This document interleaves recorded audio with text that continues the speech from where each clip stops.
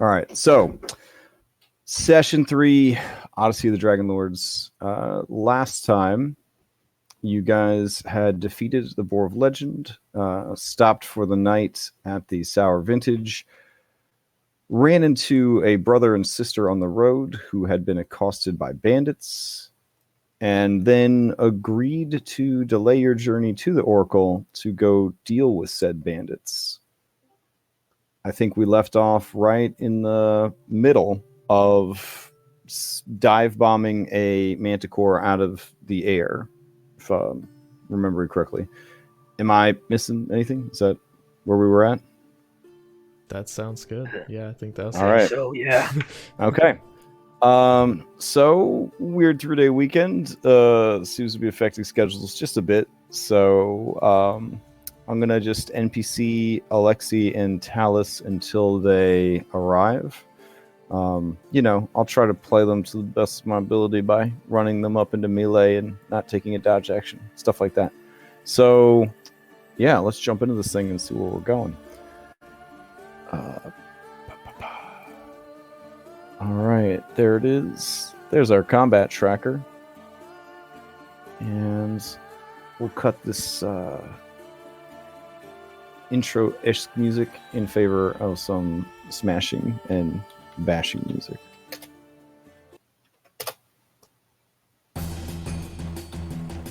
nice. All right, so top of the rounds, reset. You're up. I'll run over to Manticore. This one's not flying, right? No, this one is currently... Actually, they're both currently on the ground. Okay, so I'm gonna...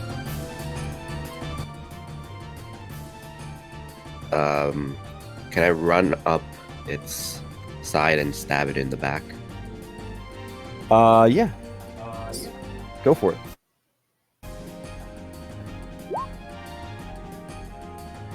All right, you come 19. running up. Yeah, 19 definitely hits for 9 points of damage. And then I will flurry of blows. Okay.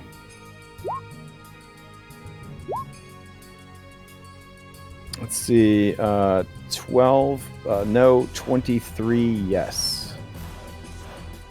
All right, so you rush up the creature, take a jump, sort of land on its flank, stab, smash with the shield, and then come to rest behind it. Anything else with your turn? No, that'll be it. All right. With a ferocious roar, the human / Leonel face of the creature turns and faces you, snarling in your direction. All right. Wow. Is somebody okay? Are you making a drink? Is that... Oh, okay. Okay. Gotcha. All right. So over here behind cover, this one is going to move out, take a shot at reset, and then go back into cover. Seems like a smart move.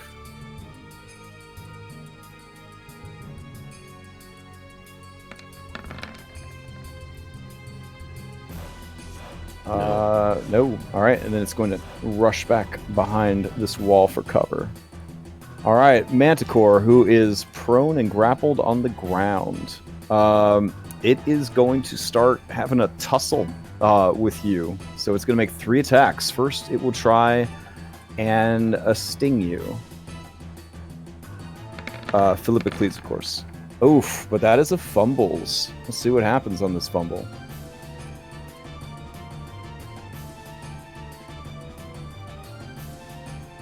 All right. Didn't we just get this one? Entangled in the target's clothing, blah, blah, blah, blah, blah.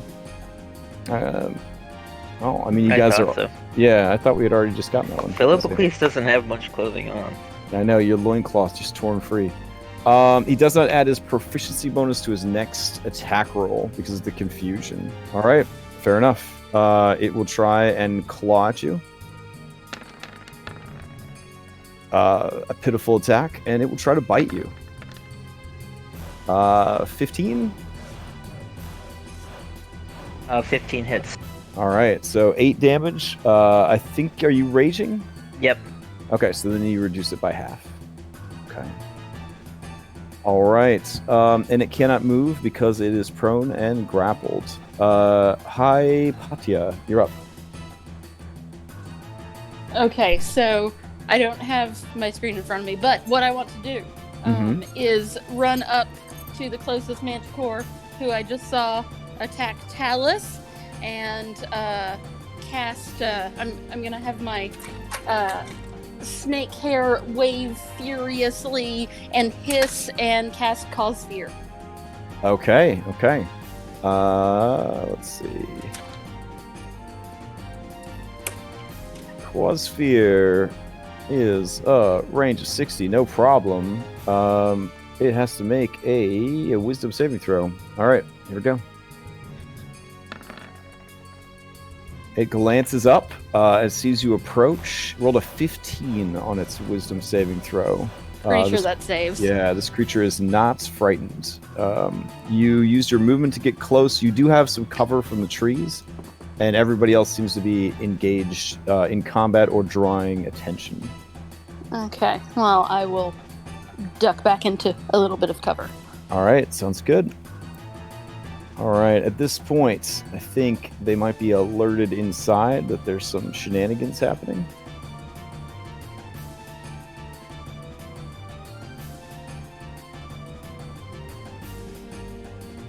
All right, and then outside, out in the open, this guy is going to take a shot and then hide behind some cover.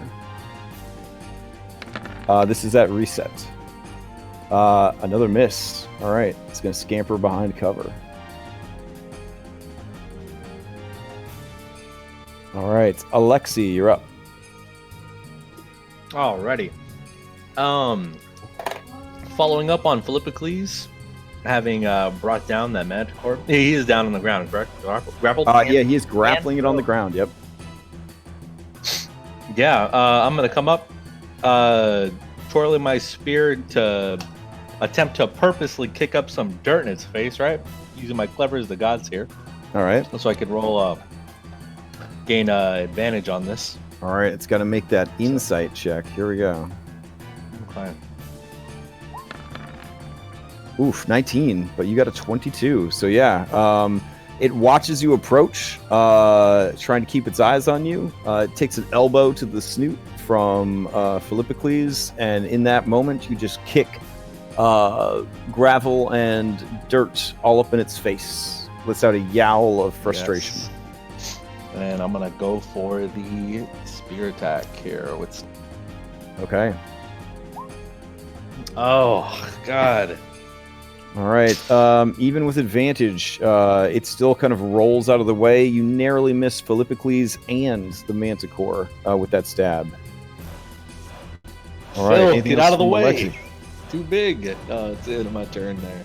Okay. That brings us to Anastasia. All right, I'm gonna get close enough to the Manticore so it can hear me. I'm going to cast suggestion on it, and my suggestion is, a magnificent beast such as yourself should never have bowed to these bandits. Show them your true ferocity. Okay. Let's see. It's got to make a wisdom saving throw.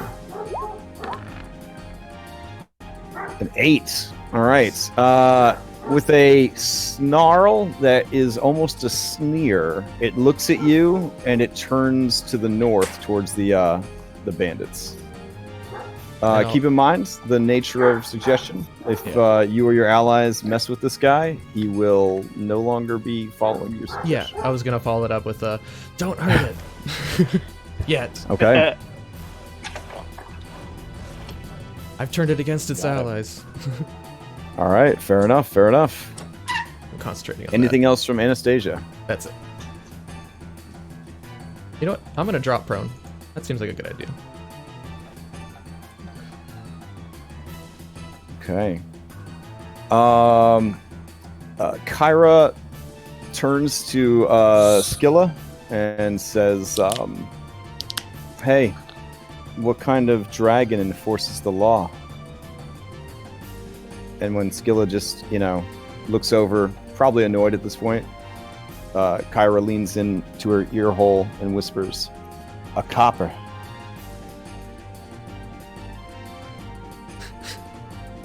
Anyways, Talus is up. Talus is going to... He's in melee now, but you can use Chakram in melee, right? It's a thrown doodad. It does both. Pretty sure. Alright, so he's just going to...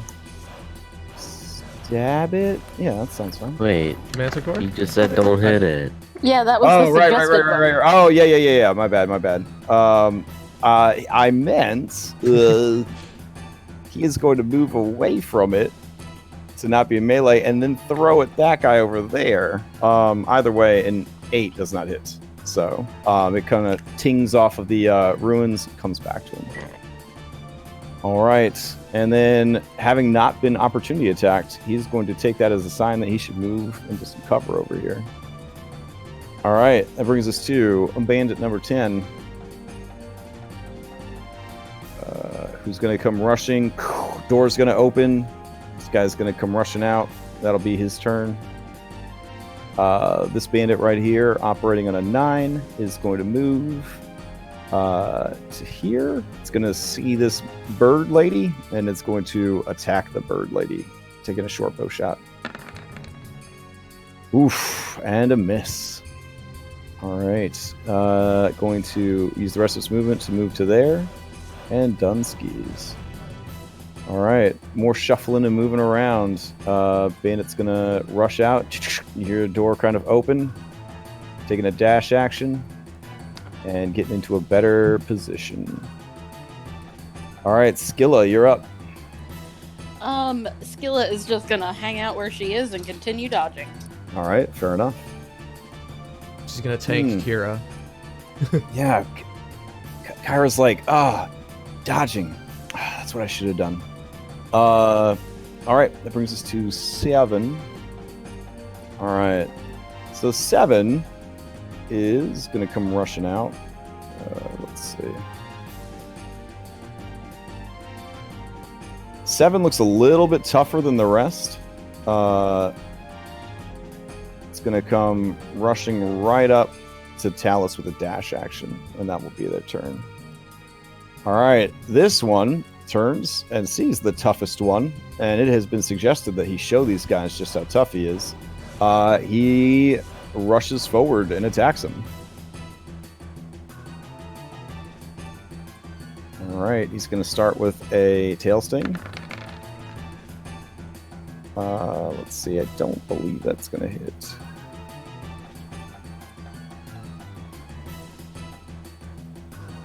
No. And then he's going to follow up with a claw and a bite.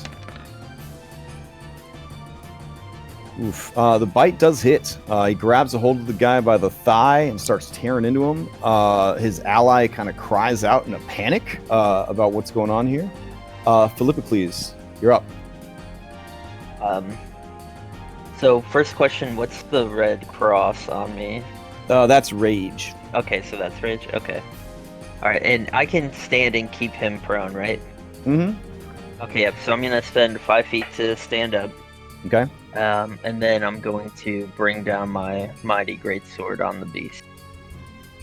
As I'm kind of like choking it out, just bring it in. Oof. All right. That could be a very painful hit. Let's see what happens.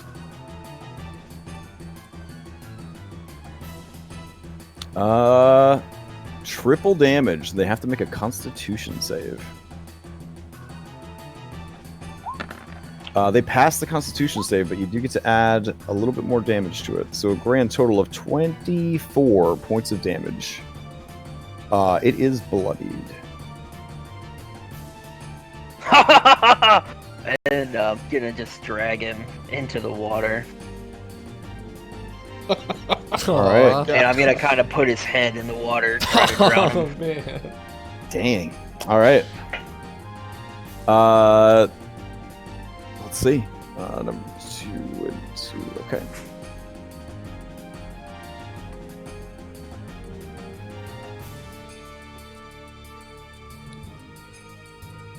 Oh wait, he was prone. So then I Yeah. didn't actually need to use Clever as the Gods. Okay. It was still stylish. Stylish choice. Top of the round, reset. She turns over to see the Manticore, and she was about to go help, but then she sees that the Manticore's head is in the water.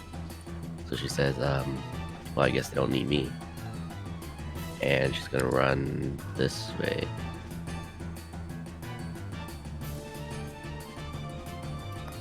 Is that cover?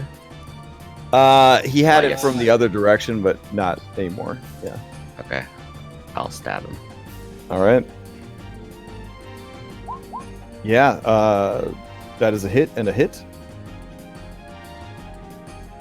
And those 2 hits take him out. And then I'll shuffle behind this wall then. Okay. Each of you has your back pressed to the wall, listening for the other, seeing what will happen next. All right. Anything else from your set?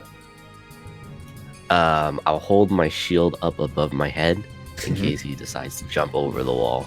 Oh, fair enough. These guys are not that hype, but they feel appreciated that you think they could do that. This guy's going to come around the corner, look for you, see you there, and then take a shot. And miss. And then he is going to see what's happening over there with Philippocles and the Manticore and be like, holy shit. And he's going to start moving back towards the hideout. All right, Manticore on the ground. Manticore on the ground is just going to keep trying its best. 3 attacks at disadvantage. Here we go. First attack. Oh, That is the fumble. boy. Oh, man. It's hard to attack when you're drowning. Wow. Well said, dog. You're Yeah. man. He does not get to add his damage bonus to his next attack. Wow, that's really sucky. All right. It doesn't hit anyways, and then he will try and bite you. 15. That's All right, so 4, but you have it down to 2. All right. And those of you nearby, which I guess would be maybe Alexi, you see that Philippocles is looking bloodied at this point. All right, that brings us to Hypatia. Right, I'm gonna move a little bit closer, about here-ish. And then I'm going to cast Web on those guys. We have a lovely web template. Let me grab it Yes. There we for go. you. Oh, there it is. I got Nice. it. I'm gonna, yeah, I'm gonna put it right here. All right. Let's see. That person fails automatically because they did. And then the other 3, I believe Web is what, as soon as their turn starts or right away? Let's see. Well, I'll just push the thing. Conjure a mess. It's There difficult we to go. rain. Each creature that starts its turn in the webs. Got it. Yeah. Okay. All right. That brings us to number 18. 18's running out the back door. Gonna take a dash action. Okay. Running out the back door. Another tough looking one. Let's see. Yeah, that one thinks they might have a shot at somebody. Eh? No? Okay. They're gonna go ahead and move up to here, take some cover behind these walls right here. And finally, this one right here that is trapped has to make a dexterity save or be restrained. All right, let's see what happens. Yeah, he is restrained for sure. All right, so he's going to spend his turn trying to get free. So in order to get free, he has to make just a raw strength check. DC is 13. Yes. Oof, almost breaks free, but does not turn over. That brings us to Alexi. Yeah, I'm gonna go ahead and follow up with Polypocles and get within range so I can hit this guy a couple times while All right. we got him pinned. Flank and advantage for prone. Yeah, all right, here we go with the first hit, 20, and then with the polearm butt end. Oof, that Alrighty. is a critical hit with the butt end of the polearm. Let's see. No sneak attack on the second one though. Okay, gotcha. So 11 damage from the first one, 8 damage from the second one, but maybe there's more. Let's find out real quick. This is the second critical hit this poor creature was taking. Let's see, a stab, maximum damage, and roll the damage dice again. Actually, it would be bludgeoning for, I think. For Oh, the you're right. butt Okay. end? Yeah. Okay, so that would be triple damage as you hit him, Okay. hit him on one of his paws. So another. So you get another D4. All right, so Alright. another 10 damage on top of the damage it's already taken. Well done, well done. With that extra damage, he is still going. All right. Anything else from Alexi? No, that'll be the end of my turn. All right, Anastasia, you're up. All right. They're coming around the side here. I would like to. I'm just gonna Sacred Flame this guy, this tougher looking one. Okay. Here we go.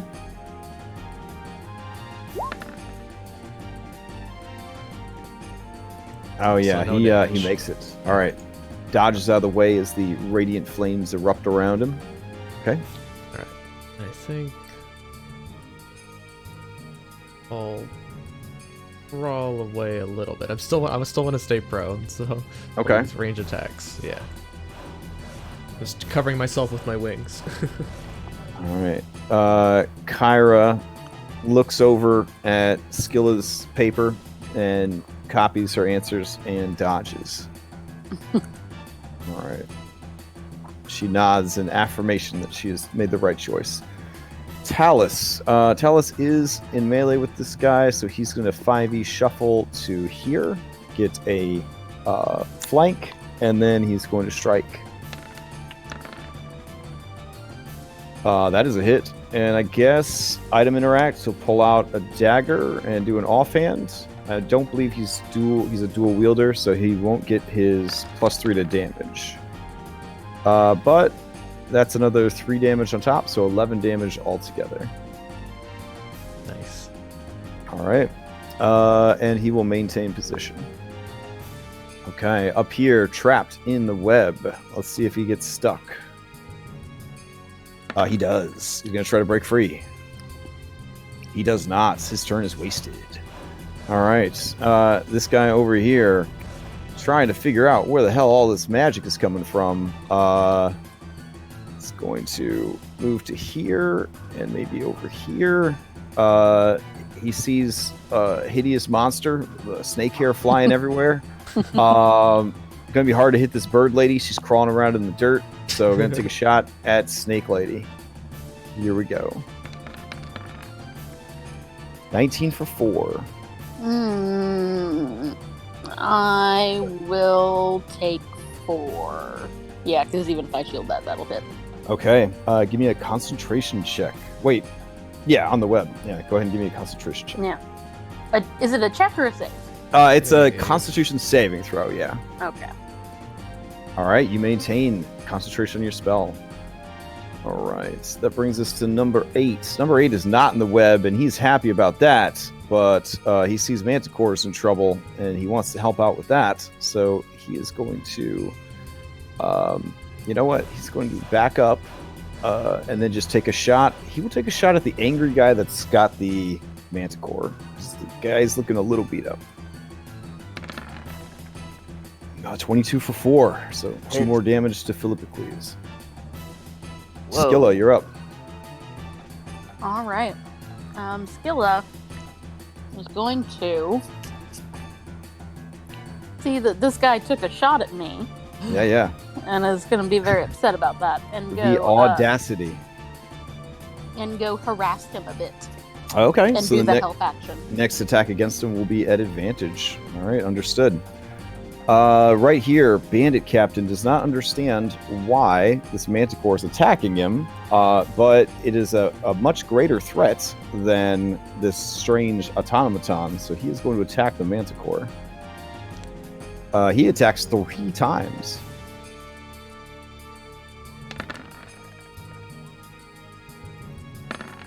Or maybe not. We'll see. Well, he's flubbing it up. All right, let's see. Melee attack. Your next attack does minimum damage. All right, so the dagger did hit with a 14, but it does the minimum damage, which would be 4 instead of 5. Okay. So 12 damage total, and I believe each time it's damaged during a suggestion, it gets to make a save, but I will have to read I'll the just spell real post quick. it. Thank you. This book real Yeah. quick. Asking the creature stab itself or do something harmful, ends the spell, wisdom saving throw, yada yada. Doesn't say that he gets I a don't new think save. so, Creatures unless get- we hit yeah. him.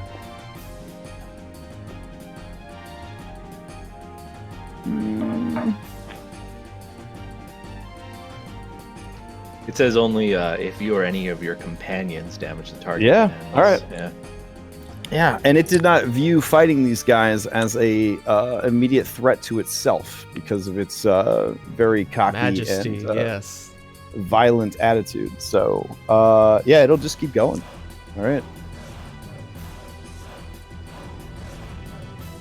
It is bloodied.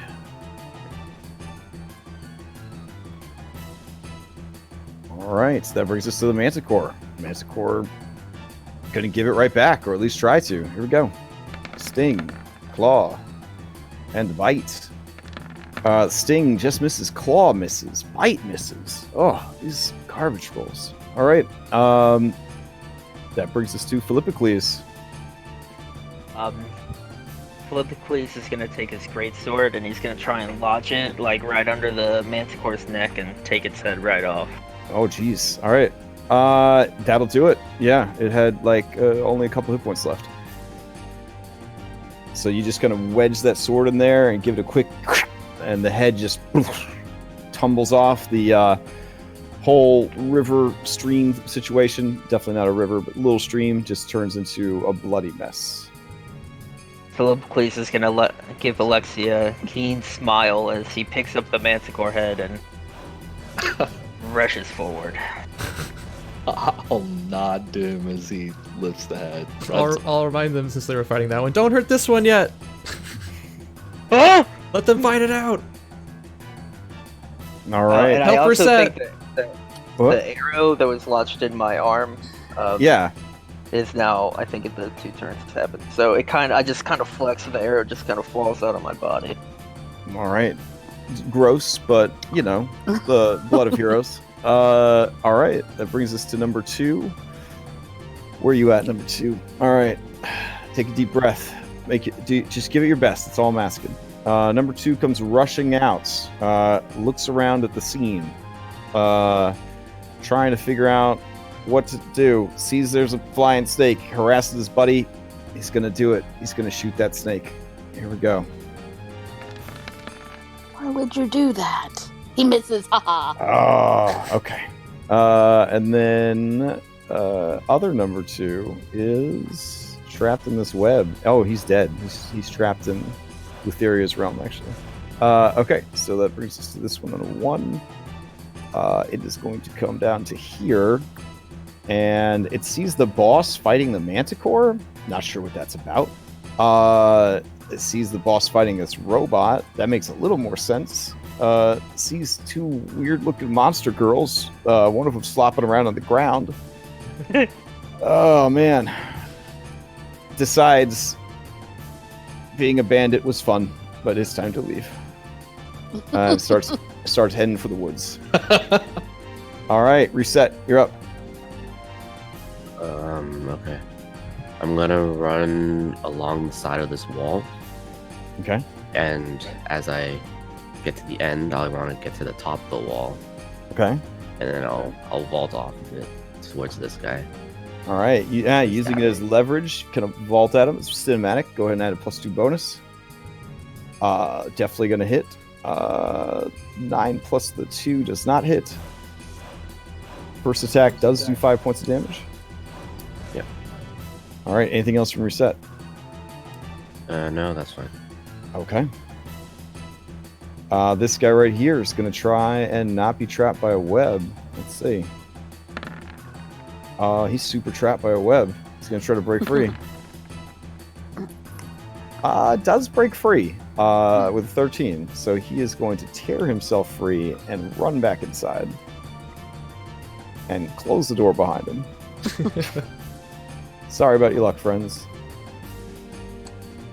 With a resounding thud, he closes the door behind him. Manticore number 20 is so dead. Hypatia, still concentrating on web. What are you going to do?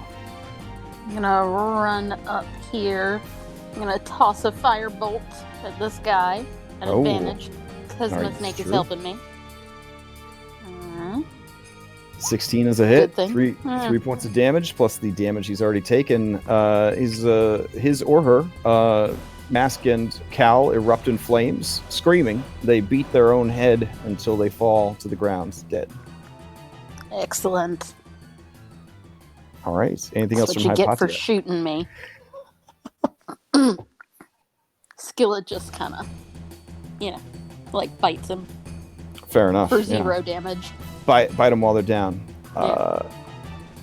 All right. Seeing the fury of this crazed Medusa, and knowing that Medusa can turn you to stone, and seeing that the boss is getting its butt kicked over there, seeing that this guy is running away, this one realizes that is also a great idea.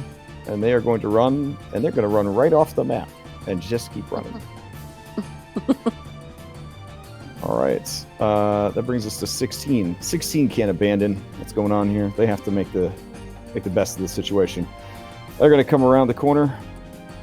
And let's see.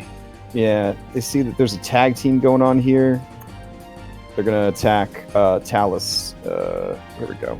This is going to be 3 attacks with a +2 bonus to each one. 1, 2, and a 3. Talus has an armor class of 15. Only the first one hits. Talus takes 6 points of damage. And that is that. All right. This guy right here is trapped in your web. He is going to try and break free. Strength check. Yeah, that didn't happen. So that's his whole turn. Alexi, you're up. Yeah, I'm gonna go ahead and dash up, hop the little stream here, and then cutting action dash. Sure. Up to this guy who's attempting to break free, and I'm gonna get a good little stab into him. All right. He's gonna have some cover from you, but he is restrained, so you'll have advantage, but he will have cover because he's on the other side of a 5-foot wall. So you're gonna be like stabbing up over the wall at him. All right. What if I moved here? Because that would be 60. Then you would be in the web with him. Probably not. Oh, yeah, that's right. Okay, yeah. Whoops. Yeah, whatever. I'll just. Yeah, it'll be fine. Deal with it. Yeah, all right. Jumping up in the air and like dunking on him. Oh, all right. 13. You had advantage though. So 13. He did have cover. So as you stab at him, it kind of like gets tangled up in the webs and misses him, and he just sort of like bounces down a little bit in the web as some of the strands snap, and you hear them sort of magically regrowing. All right, you pull your spear back. You still have a second attack. That would be my bonus Oh, you action. bonus that. Yeah, you bonus action. Yeah. All right, so that will be your turn. Anastasia, you're up. All right. I'll spend half movement to stand up from prone. Okay. I'll come over. 1, 2, 3. Get some cover from this tree, and I'll toss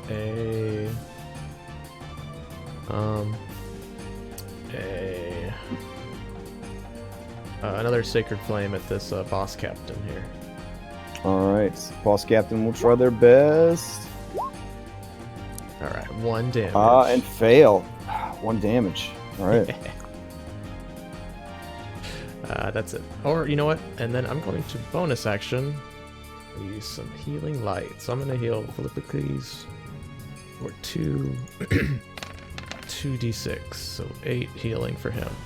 Oh, baby!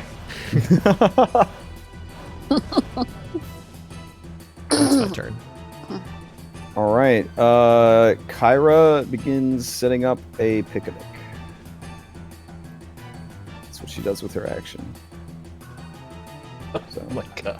she reaches into her little backpack, takes out the picnic basket, takes out the blanket, lays the blanket down real nice, starts kind of getting, so, it's only 6 seconds. It's a pretty fast job setting up a picnic basket. All right, Talus is up. Talus does not like being surrounded.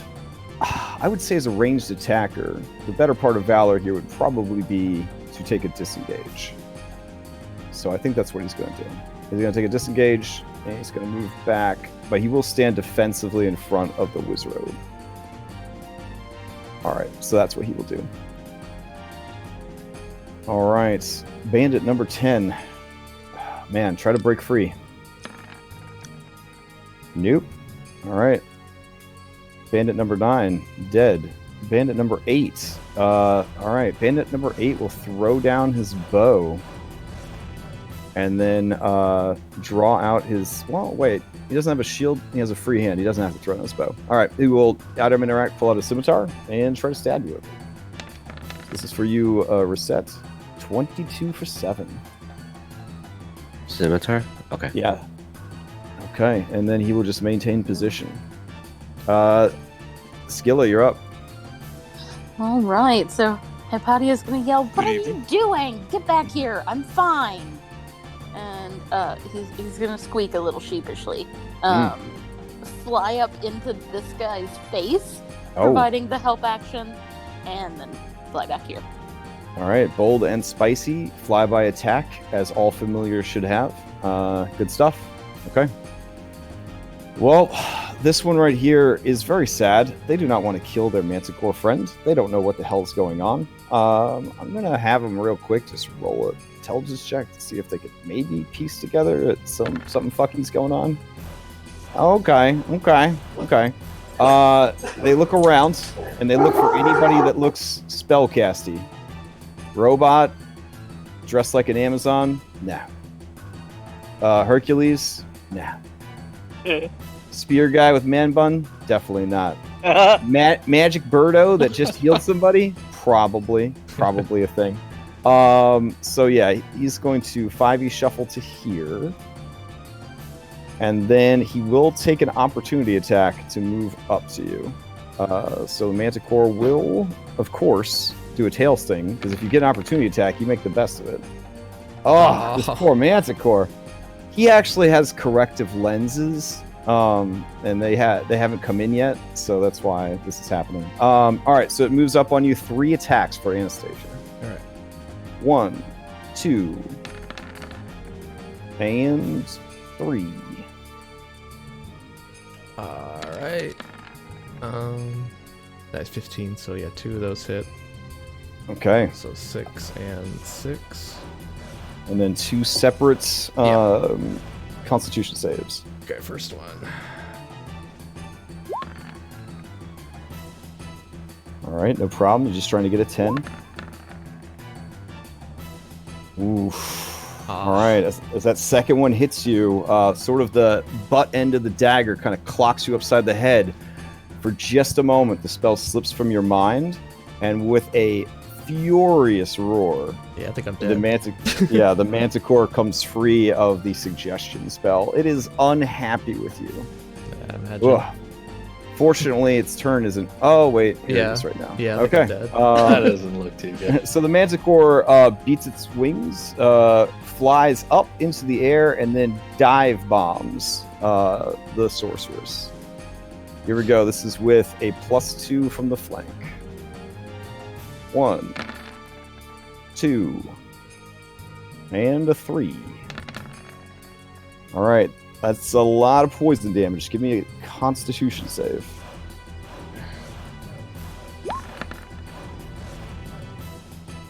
Oof. All right, so that first attack alone was 31 points of damage. Yeah, I think I'm instantly dead. Well, you're at Oh, 0, right? Yeah. It doesn't take you all the way to your negative value, does it? Oh yeah, I got 21 health total. All right, and you were at 9, so 21 plus 9 is 30. Holy shit! Did you just die? I think so.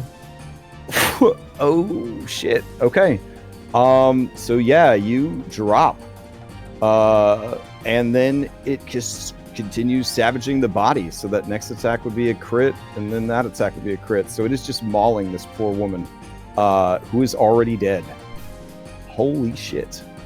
Holy shit. Holy shit. Yeah. Okay. That would bring us to Philippocles. I'll fucking kill you! Philippocles runs up. He chucks the Manticore head item rack at the other Manticore and just dive bomb tackles him. All right, Bonus that is definitely action, grabbing cinematic. onto Yeah. him. All right, So- add +2 to that athletics check. Let's see, Manticore. Poof, yeah, you have grabbed it. And then I'm gonna just start hacking away at him. That is a hit. 11 points. It's already bloodied. It is in bad shape, but still going. These are beefy boys. Okay. That's Philippocles' turn. Whew. All right. That brings us to bandit number 2. Bandit number 2 up here. The tide is turning, but friends have left. And it's probably a good time to get the hell out of here while everyone's distracted. So it is going to race off the map. This guy will continue his journey to a new life. All right. Reset. You're up. I'm gonna turn around, see what's going on. I'm gonna turn to this guy and say, well, I got something else to do. I'm gonna start moving over. All right. Yeah, he'll try to stab you or slash you. He has disadvantage. Oof, 22 then. 7. So Yep. 7. All right. You continue on your way, or do you stop and... Yeah, I'm just measuring. All right. 40 feet.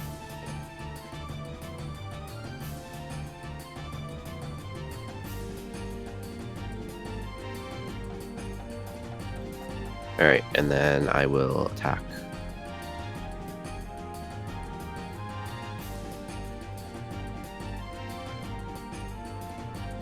All right. 9 plus nothing does not hit.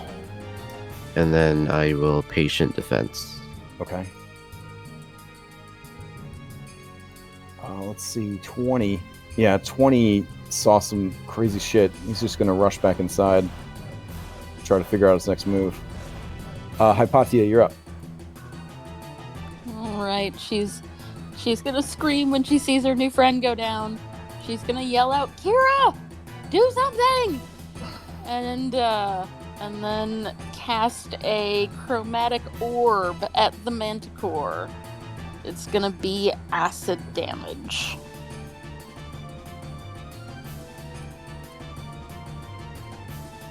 Level 1, yes, thank you. God, really? 3d8, and I got a 7. All right. Let's see. That is a hit, though. This is against the Manticore. Yeah. All right. Manticore takes more damage, but this beefy boy is still in the fight. Ugh. Its maw and claws covered in bird blood. Anything else from Hypatia? That is it. Okay. Let's see. 18 has definitely left the arena, as it were. 16 is right here. Man. All right. 16 sees the Manticores okay, sees the tides are turning, is going to move up to Talus. Talus is going to make 3 attacks on you. Here we go. Anytime there, Bandit. Anytime, buddy. Let's see. Okay. 1, 2, 3. 8 doesn't hit. 23 and 21 both look like they hit. Okay. All right, so just a flurry of blades as he runs up to you, swinging. This one right here, still trapped. We'll try to break free. Does not. That's his whole turn. Alexi, you're up. Yeah, taking advantage of the fact that he is still not free, I'm going to take 2 swings this time. All right, go for it. If you move to here, you have a lot less cover to worry about. There, Oh, okay. without having to go into the webbing. Gotcha. Well, that would. All right, a 12 is enough. Oh, really? Yeah. These little guys are just wearing their, leather armor and their crappy stats. Yeah, a 14. He's dead. Okay. Yeah. Then I will. Yeah, move up here to start beating on this guy then too. I'm assuming Philippocles can handle the Manticore as well as Reset. So I'll take care of this guy since I know he has a butt. And attack him with my butt end of my halberd. Yeah, that is a hit. He is bloodied. Alrighty, that's the end of my turn. All right, Anastasia is down and out. Kyra looks up from her picnic and she lets out a shriek of outrage at what has happened here. That was her champion that just got annihilated. Let's see. She will. Okay, she will use. She will sing you a song of heroism in memory of sweet Anastasia. Any of you that can hear her until the end of Kyra's next turn, you can re-roll any one die of your choice. So at any point until her next turn, each of you can re-roll any die of your choice. Okay. When you say hear her, do we have to be like in range or? Yeah, you could hear her. She's pretty good at singing. Oh, okay. Yeah. And she will start to walk towards the fighting here a little bit more, even though she's supposed to be a neutral participant. Talus, you're up. All right. Talus is gonna unsheath his pair of kopis and Okay. strike. You'll have advantage on the first attack because of Skilla. Oh yeah, true. We have a little token for that. Critical. Oof, that is a critical hit. All right, let's see what happens.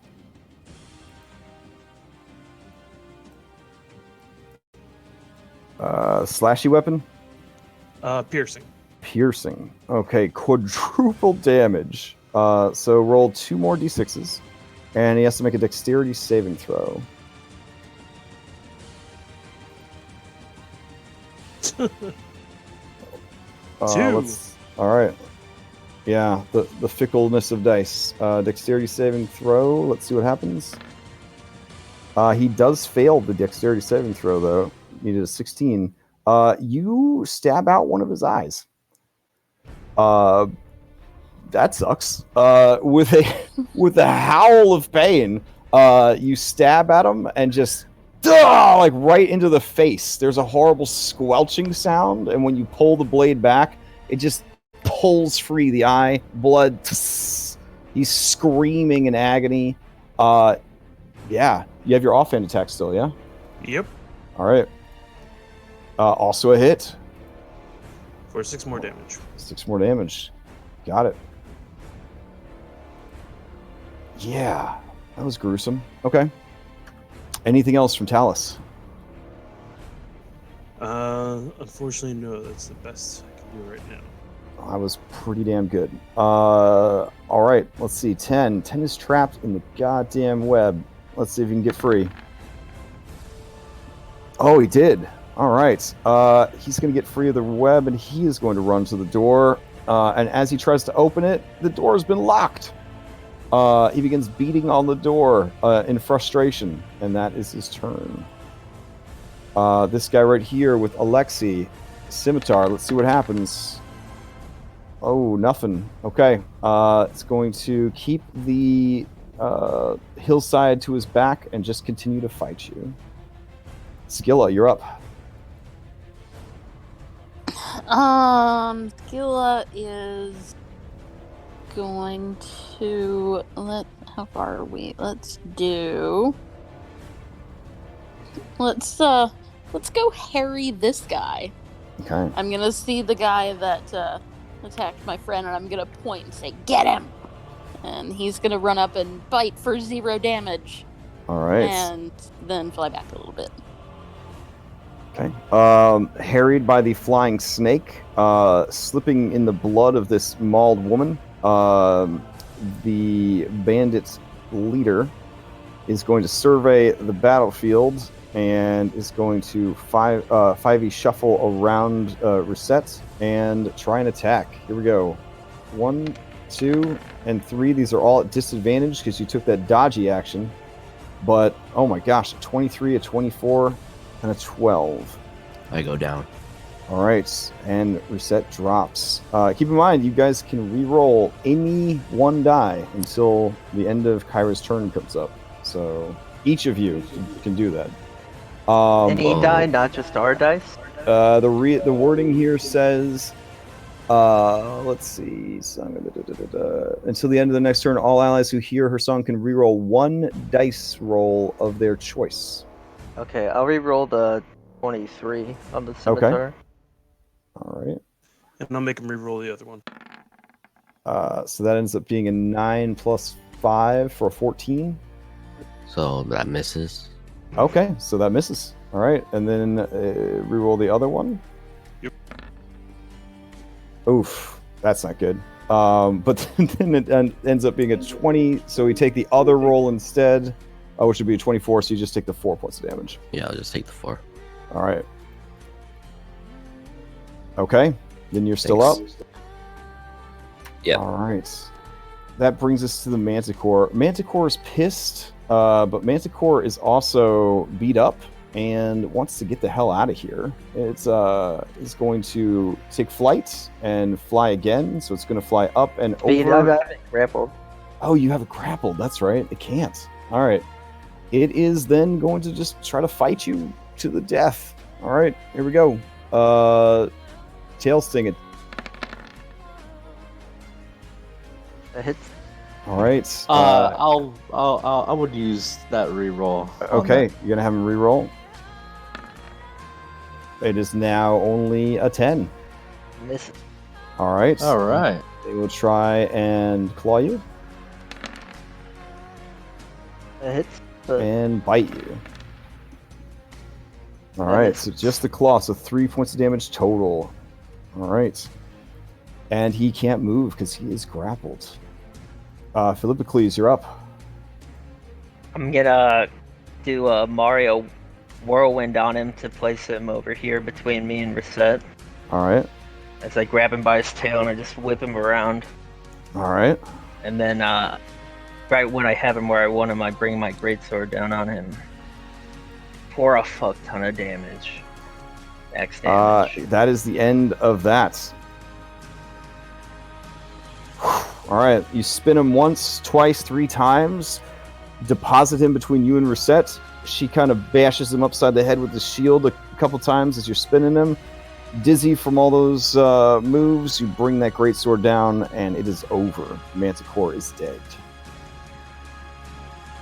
All right. Anything else from Philippocles? How much of my movement would it have cost to spin him like that? I mean, like 5. I don't know. It's fine. Okay. Then Philippocles is going to run over the body of the Manticore, leap over Reset's head, and just come down on this guy trying to get a grapple on him. All right. Yeah. Add +2 to the check. And let's see how it goes. Let's see. I think it goes pretty well. You kind of pile drive into this guy, bring him to a knee, not all the way to the ground. You got him in a flank. You've got him grappled. All right. Anything else from Philippocles? Nope. Okay. Let's see. Off the map. Reset. You're up. Okay. This one has advantage on him, right? Because of skill up. Yes, this will be an advantage on the attack against this one. So 20 for 4. All right. And then for my bonus action, would I be able to use the shove action with my shield? Yeah. So I'm gonna try to. Oh wait, that's a contested. Right. It has to be strength. I can't shove with dexterity. Oh yeah, you're right. You're right. Okay, then never mind. I'm just gonna bash him. Okay. All right, 4 points. He is bloodied. Anything else from your set? No. Okay. Let's see. Okay. Hypatia, you're up. All right. I'm gonna see. Looks like most things are kind of covered. I'm gonna drop my concentration on web, All right. and then I'm gonna poke my head around Talus. I'm gonna look at this guy. I'm gonna uncork a fancy little bottle that I pulled out, and I'm gonna cast Sleeping Draft. Oh, okay. This is a okay. Oh my god, that is a lot of sleeping. Yeah. Well, it's only one target. Okay. He goes to sleep. Oh, he's missing an eye and going to sleep. Yeah. I'll say to Talus, go help the others.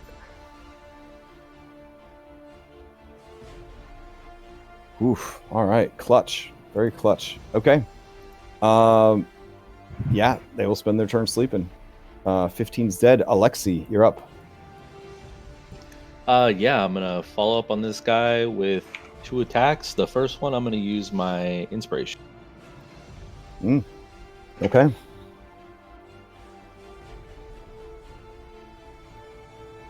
Yeah, they are done. And, yeah, let me. Oh well, there it is. Just for good. And then I will go ahead and cunning action dash. To get right up on this guy and help them with that. All right. That brings us to Kyra. As Kyra's turn comes up, she lets out a deep sigh of disappointment here at what happened. And let's see.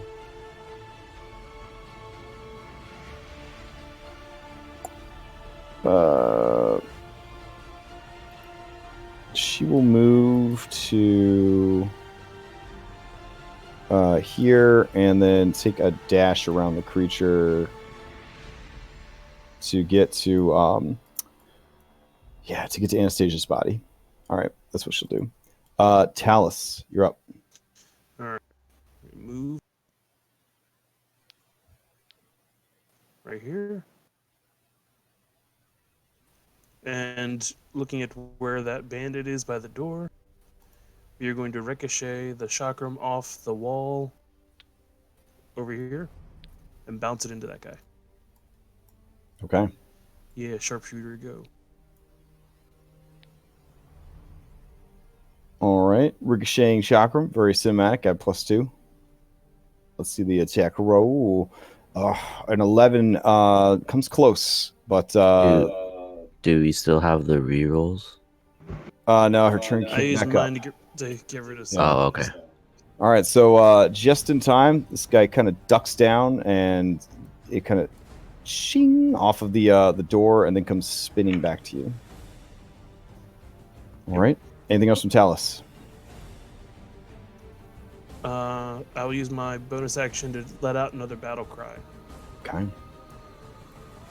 All right, scampering over the goods here. This guy is going to make a break for it and try to use a dash action to get out of here. So he's about 5 feet. No, wait, there was the water here, so that's about where he's at. Yeah. Okay. That brings us to Skilla. Skilla is gonna do the same thing. Help action and run back to mom. Okay, fair enough. All right, man. Number 7, surrounded by people. Looks around. God. Thinks about giving up, but looks over and sees this this kind of mess where the siren used to be. Sees the fury in this man's eyes, who's grabbing hold of him. He knows he doesn't have a chance. He's just going to keep fighting. So this is going to be for the dude grappling him. Here we go. 1, 2, and a 3. They all hit. All right. So he just starts just driving those blades into you over and over and over again. Philippocles, you're up. Hey, you're throwing out some hits. Yeah, Philippocles is gonna Dice were cold at the beginning of the session, but man, they have warmed up in the last look 30 at me minutes like, or so. "New life ends here, Pauza." Bring another greatsword into him. Oof. All right.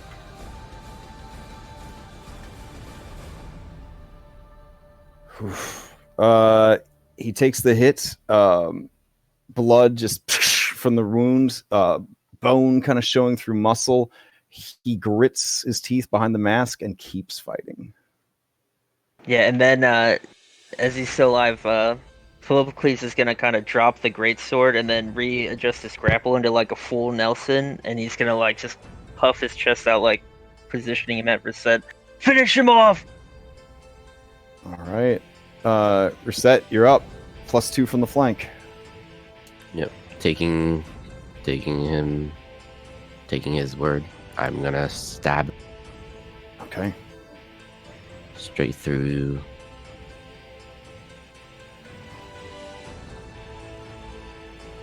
All right. The 20 for 5 is enough to finish him off. As Philippocles holds him still, you stab straight through. There is a shudder. As you pull the spear free, his life's blood pours loose, and he dies.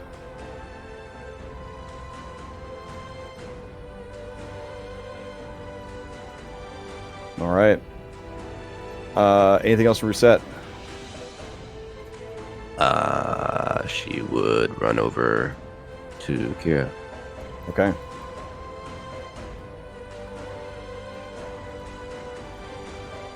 All right, Hypatia. There are people fleeing to the north. There is someone fleeing to the west. Other than that, it seems that all threats have been neutralized. Right. What she would do is probably run up to this guy with Skilla, attempt to use Skilla to kind of tie him up and yell out, "Does anybody have a rope?" I have lots of rope in my bag. Well, this guy's asleep and this only works for about a minute, so somebody has some rope and can help me, that'd be great.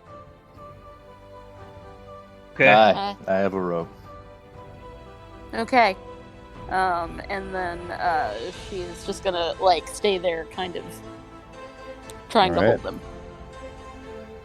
Fair enough. Okay. Alrighty, I guess it'd go to my turn then. Okay. Yes. All right. Yeah, I'll cross over the corpse of the guy I just watched get mauled in front of me, and I'll just go ahead and assist item interaction, pull out my rope. And do I need any checks to tie him up? Or? I mean, sleight of hand is the skill for rope use, if you want to see just how good you tie him up. All right. Well, there's a 15. Okay. Yeah, you're competent at tying people up. All right. Pretty satisfied. Kind of brush off my hands. Pretty good with my work, and my turn there. All right. Turn to look around. Oof. Talus. There's one fleeing over here if you want to try to finish him off. Sure. Since I don't have disadvantage for long-range checks.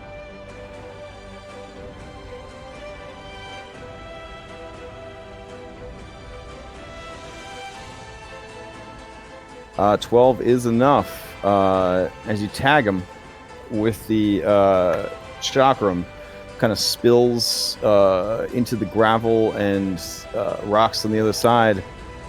Done.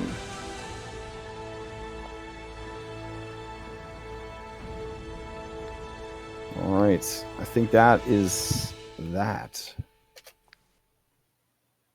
Oof. All right. You see Kyra, who took an oath to protect you guys, looking kind of nervous because you don't make oaths in Thylea lightly. And she's kind of rummaging in her tiny backpack with one hand while sort of kind of smoothing out the bits and pieces of Anastasia with the other. And, you know, you see very real, like, tremors of kind of anger and fear on her face. And she says, does anyone trained in medicine? Anyone at all trained in medicine? I am! Okay, surprising. Yeah, get over here and be nurse.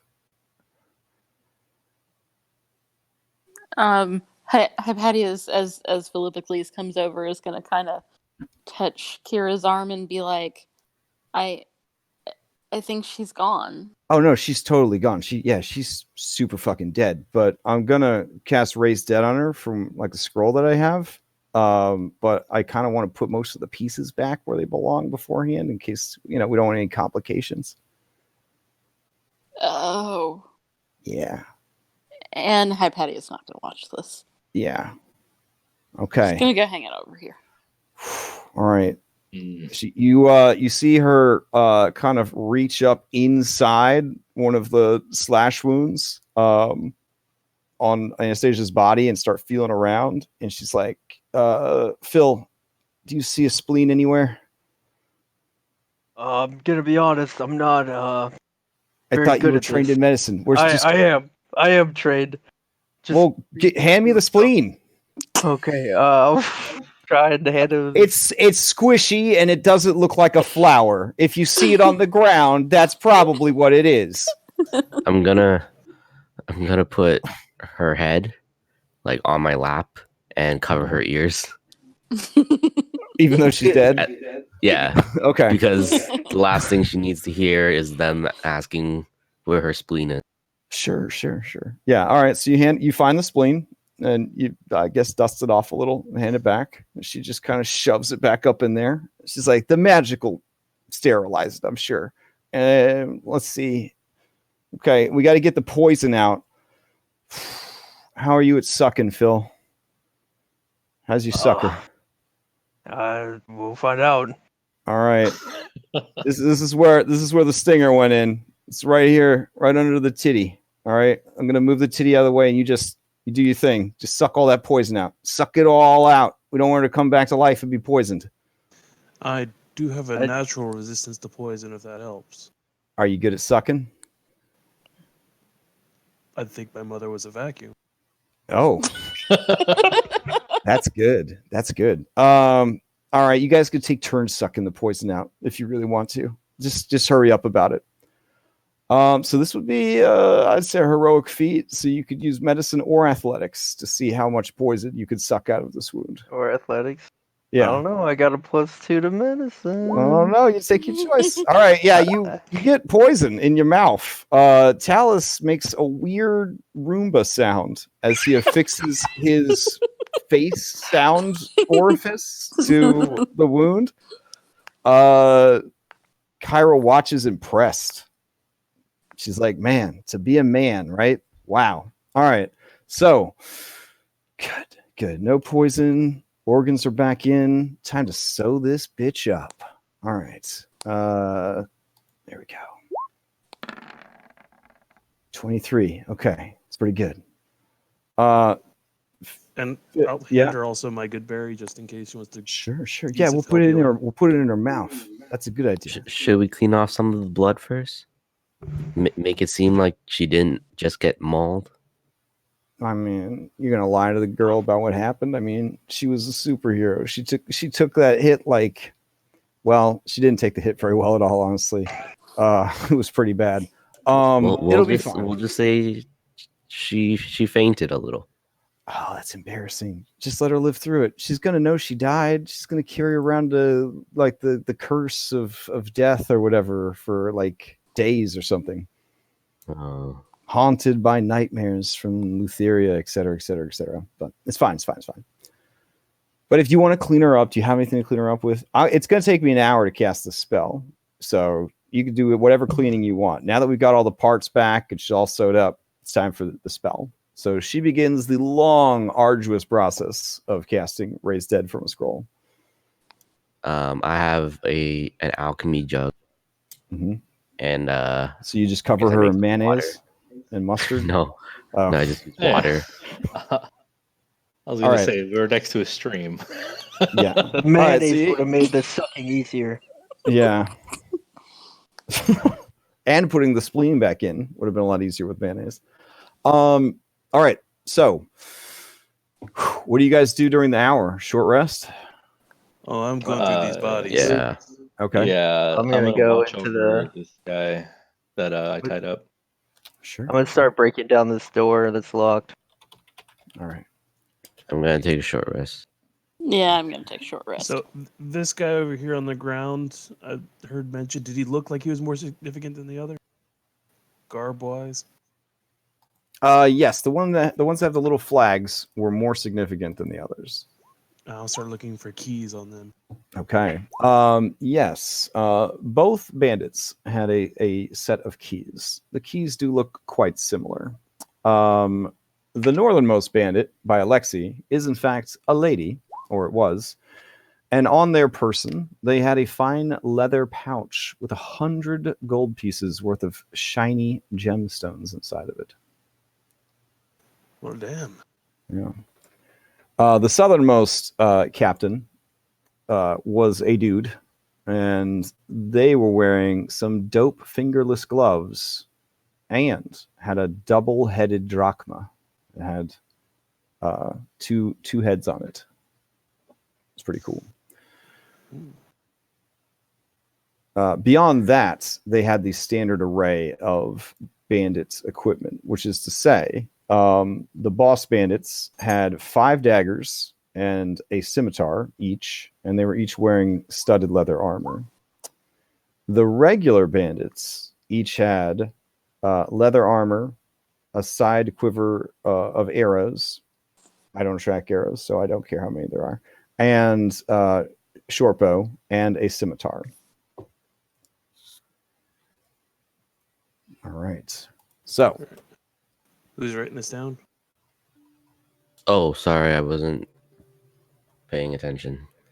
Oh, no worries. No worries. I can post all that up later if you need to. Yeah, I know could that you your just party post that treasurer for- has Canadian flu, which is worse than regular flu because it's colder, I guess. I don't know. Talus is searching bandit bodies. Philippocles, you're out of combat. You're big. You're still mad. You smashed down the door. Inside, the place is kind of a mess. Looks like it was an old crypt of some kind that has been repurposed into a bandit hideout.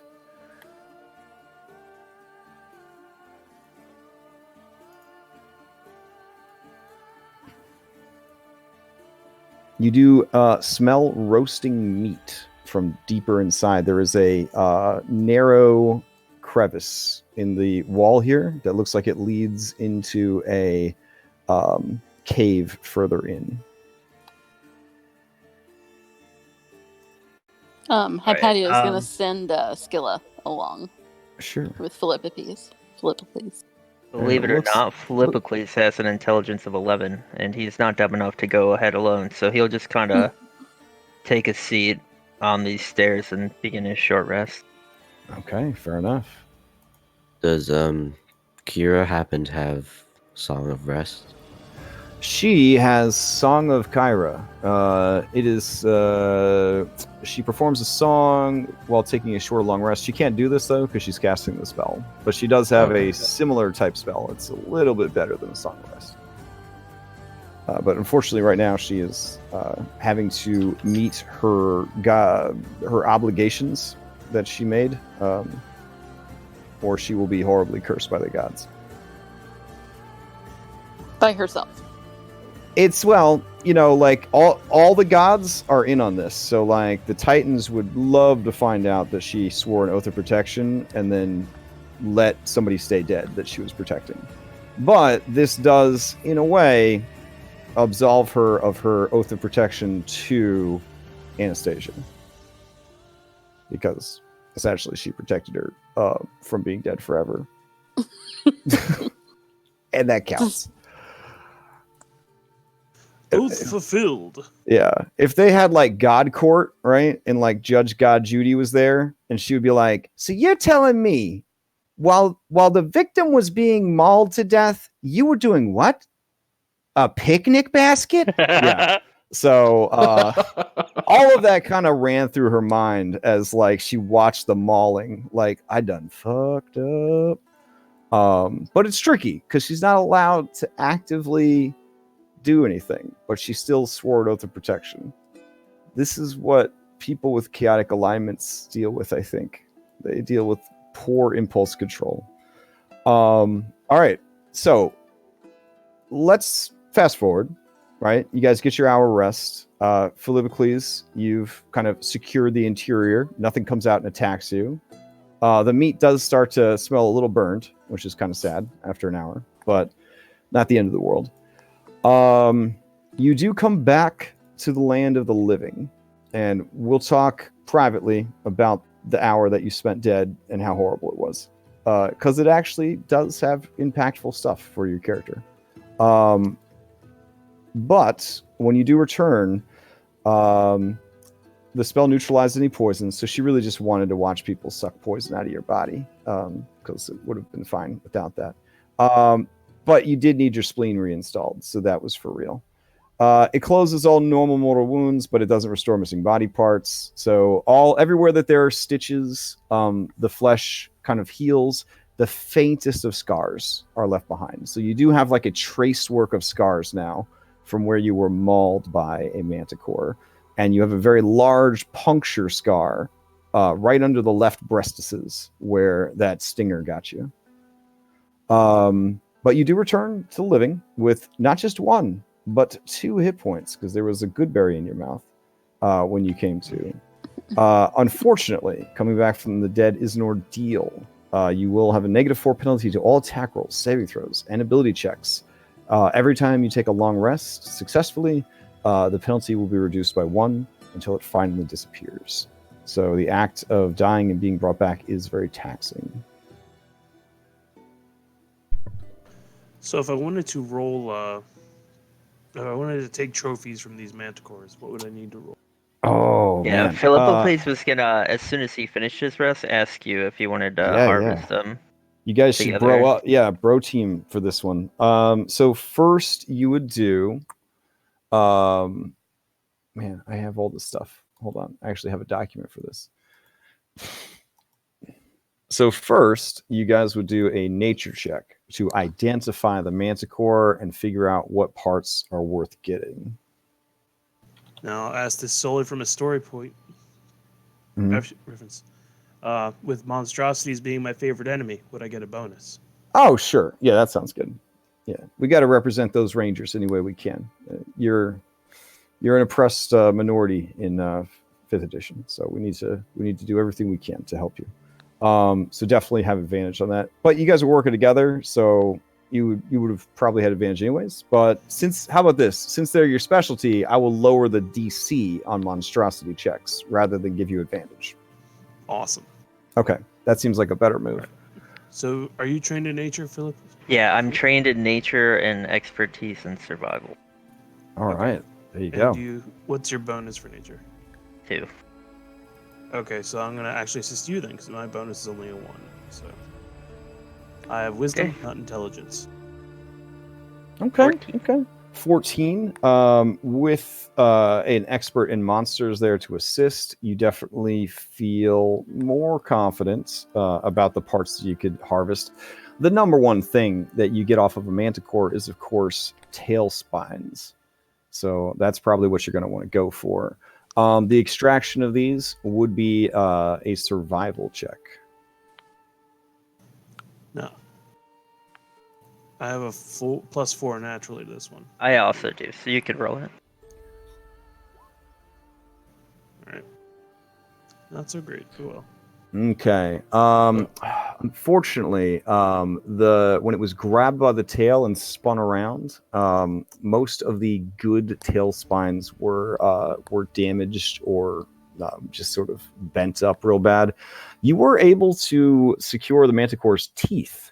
And while a Manticore's mouth might resemble a human's, its teeth do not. So you get a small pouch of Manticore teeth. Street value only about a gold, unfortunately. Now, could we attempt this check again on the second Manticore? On the second one, absolutely. Yep. Give me a nature check on the second one. Give me a survival check on the second one. You do nature, I'll do survival. Oh, nice. 18. Oh, much better. Oh, well, All right. 21. 21. You are confident that this one you could try and salvage the wings, which is the most valuable part of the creature. Though you're pretty sure the tail is in good enough shape that not only could you take some spines off of it, but you might be able to extract the entire tail. Let's see what the survival check is. Okay, 16. Not enough to get the wings off successfully. You do manage to take the entire tail. If you were to take this to the right person, they could make it into a magical whip. Oh, nice. You also managed to extract from the tail 10 Manticore spines. They can be used as darts. They don't have any special properties. They do have a street value of 1 gold per piece, 1 gold piece each. And then you also get another pouch of Manticore teeth.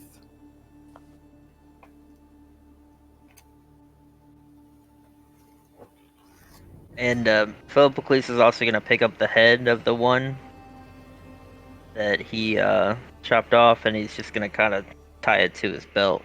Okay. All right. So,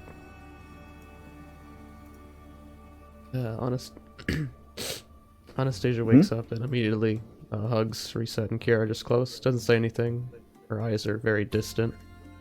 But and then she's gonna summon her familiar and gonna hold it close, and then she's gonna cast Cure Wounds.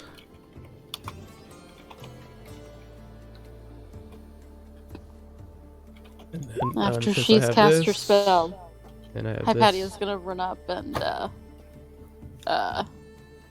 give her like a super awkward hug, but not say anything. Yeah, she'll include them, so it's like all the wings are wrapping around all of us, and then I get maximum healing, which is nice. I'll do that in a second, but then she's just silent after that. All right. So,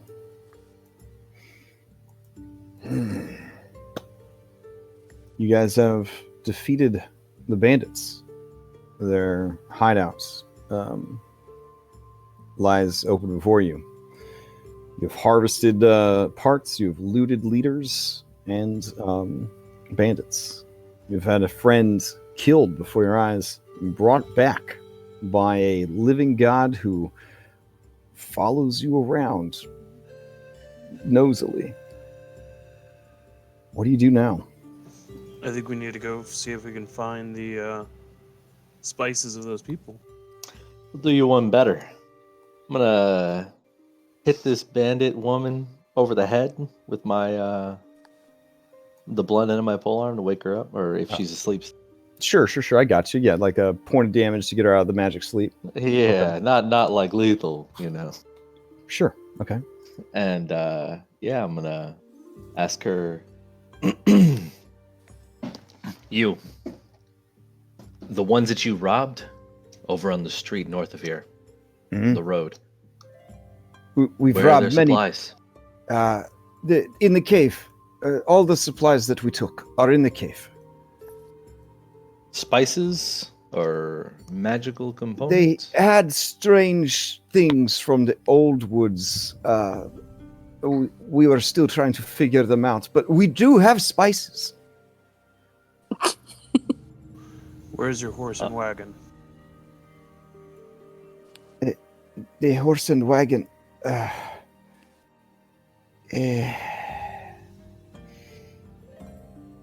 She kind of like looks about.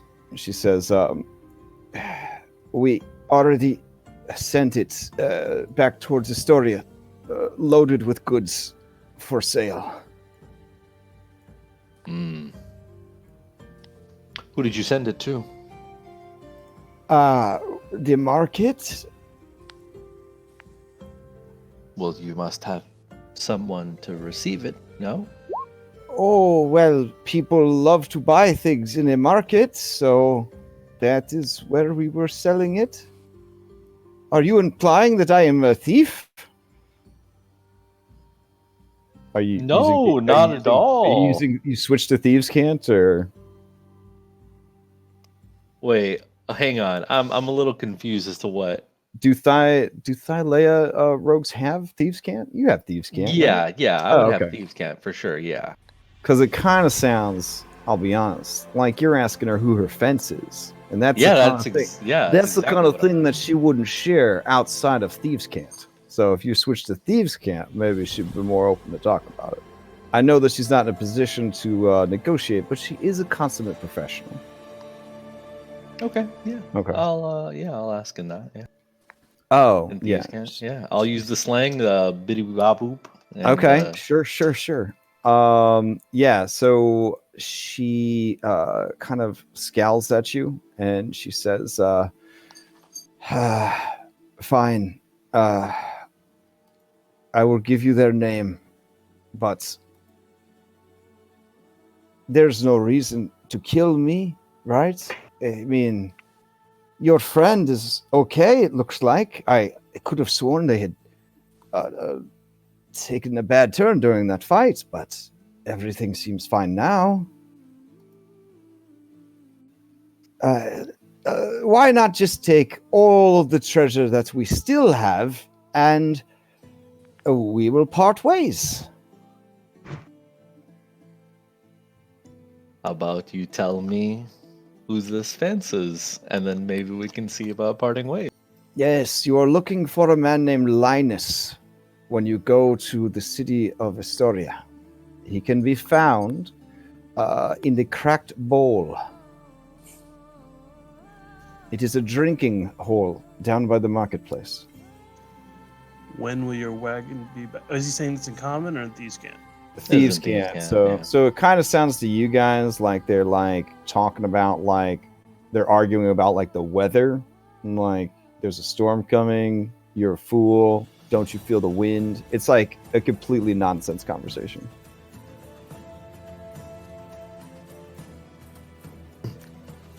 What will who will I ask for when I go to meet him? His name is Linus.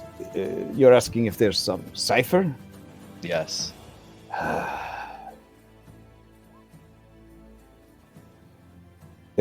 Tell him that you would never choose a Pegasi over a hippogriff. Could I insight that or? Sure. Oof, man. Well, here goes nothing. Okay, not the bad, not the worst. I mean, sounds legit. Okay. All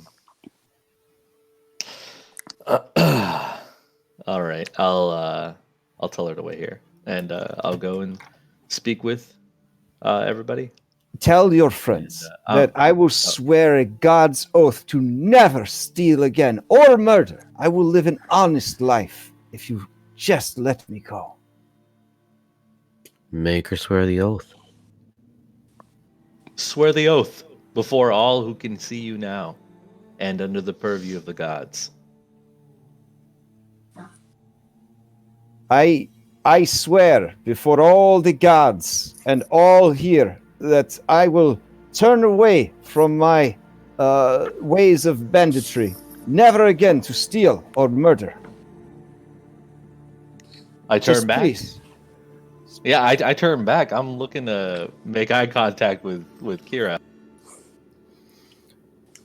She looks back, and you can see there's just this like, she's angry at this woman, but she's more angry with herself. And she just kind of like waves away like with her hand. Okay. I'll. Can you? Where may your friends be back?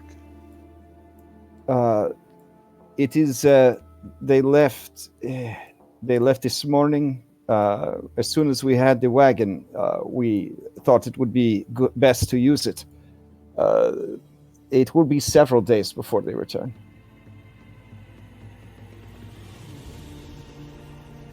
If you hurry, perhaps you could catch up with them.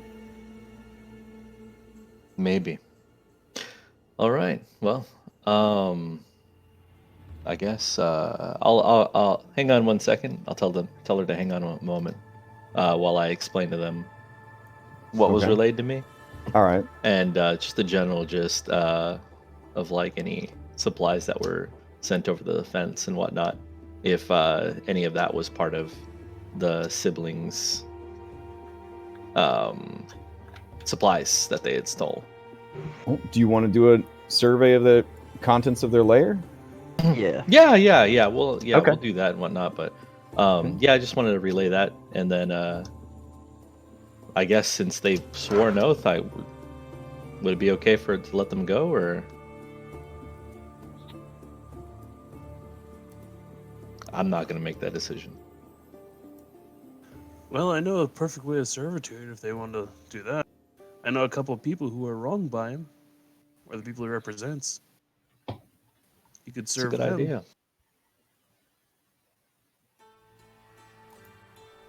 Servitude? That's actually Like pretty indentured? hype. I mean, not like, I mean, basically, if she's really going to turn away from her evil deeds, I mean, she could help those people get their business back on track. Yeah, that would be, man, wow. That's actually a pretty elegant solution. That sounds good to me. If she breaks her oath, she'll have the gods to pay. I'm fine with letting her live. Yeah. All right. I'll go and tell her the good news that we found her a place of new. Oh, but don't let her leave empty-handed. She's gonna help carry shit back. Okay, Oh, so you want her to no. stay with you guys, go back to the siblings, and then help the siblings get to Astoria and start their business? Yep. Exactly. Okay. Yeah. And That's hype. All right. yeah, I'm down with under that. those conditions, yeah, I'll cut her loose and keep allow her to stay with us. And if she leaves, I'm running her. All right. I'll do a nice shot. When I he will talks about the threat of pose- chasing her down, I'll do a nice long throw of the chakrams to show how far it goes. Oh yeah, no. This lady, this was a wild fight. Like, robbing people on the road is one thing. Watching dudes like, dive bomb Manticore out of the air, chop their heads off, being magically put to sleep by a Medusa. Like, this is stuff that makes you really reevaluate a lot of your life choices. So I just realized this is one I cut out her eye. yeah, and she's Oh, yeah. missing an eye. I mean, she had a bad fight. It was a bad fight. So, all right. As you do a inventory of the Manticore bandits' loot, there is a total of 668 lepta. This is not the stuff that you already looted off of the peeps. This is in addition to that stuff. There is 212 drachma. So basically, lepta is silver pieces, drachma's gold pieces. No other types of currency. We're only going to deal with silver and gold in this campaign. There is a disguise kit worth 25 golds. There's a book of fairy tales, which are actually written by Fae about the human settlers. So that's kind of interesting. There is 13 pounds of copper trade bars, which aren't really worth that much money. There are 7 hematites, 10 gold pieces each, 1 azurite worth 10 gold pieces, 2 bolts of fine silk, each one is worth 100, so 200 gold total for that. A bound script for a tragic play. That's exciting. There is a second disguise kit. Man, what are these guys, bandits? They've got a lyre, a lute, dwarven children's stories. They are about a place called the Mithril Mines or something. Then there is some silver trade bars. There is a book of religious scriptures and prayers about the five gods. There are linen cloth, 50 gold pieces each, so a total of 100. There's a set of fine clothes, an assortment of wild herbs, fungi, and reagents worth 500 gold pieces. That is in all blue text when you see that one. There's a flask of alchemist fire, 6 pounds of exotic spices, 9 bottles of common wine, a banded agate, 2 potions of healing, and a set of ornate bone gaming dice. There is also this delicious elk. Yeah. Live? No, it's been butchered. The smell of now burning meat was them cooking one of the legs over a bonfire or a campfire in there. So we'd like turn over a box and see it behind there. Oh no, it's in the process of being skinned and butchered. So it's a Gotcha. big animal. Yep. All right. Real quick, once more, would you be able to either DM me or just send over that information of what the fence about Linus at the Cracked Bowl and the story? Yeah, I can send it to you. Yep. I just want to make sure I get it down on that. No worries. All right. Anyone else have any other business here? Philippocles just pops open one of those bottles of wine and starts drinking it. All right. And does the elk look like it's almost finished being dressed? Like, could he finish it off, or? Yeah, for sure. It'd be an easy task to finish it off. Yeah, he would do that then. This is a big animal, hundreds of pounds of meat on this thing. Yeah, and if there's like salts and stuff, he'll like cure the meat and everything, so it doesn't go bad. All right. So you guys spend, let's say, another hour doing inventory of their loot, dressing the remains of the elk, and generally kind of getting your bearings and discussing options for this one-eyed bandit. We got 2 potions of healing. Philippocles, you should probably hold one. Are you sure? I might break it. Does anyone want the other one? I mean, we could replace it. We could put it in that bronze flask of yours. Then where would I keep my wine? I guess I could use it. Okay. If nobody else wants it. Yeah, so you can add potion of healing to your...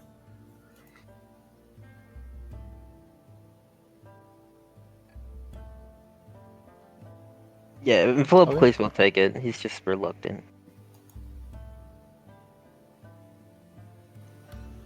So I guess we need to start figuring out a way to transport this stuff.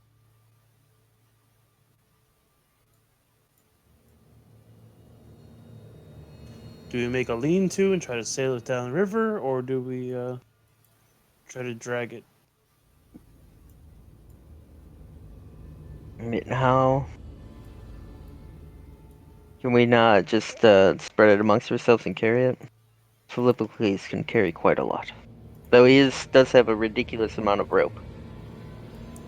I mean, it looks like we have barrels in boxes. I mean, we could bind them together and try to carry them.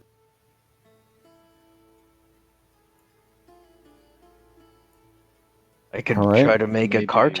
I am proficient with land vehicles.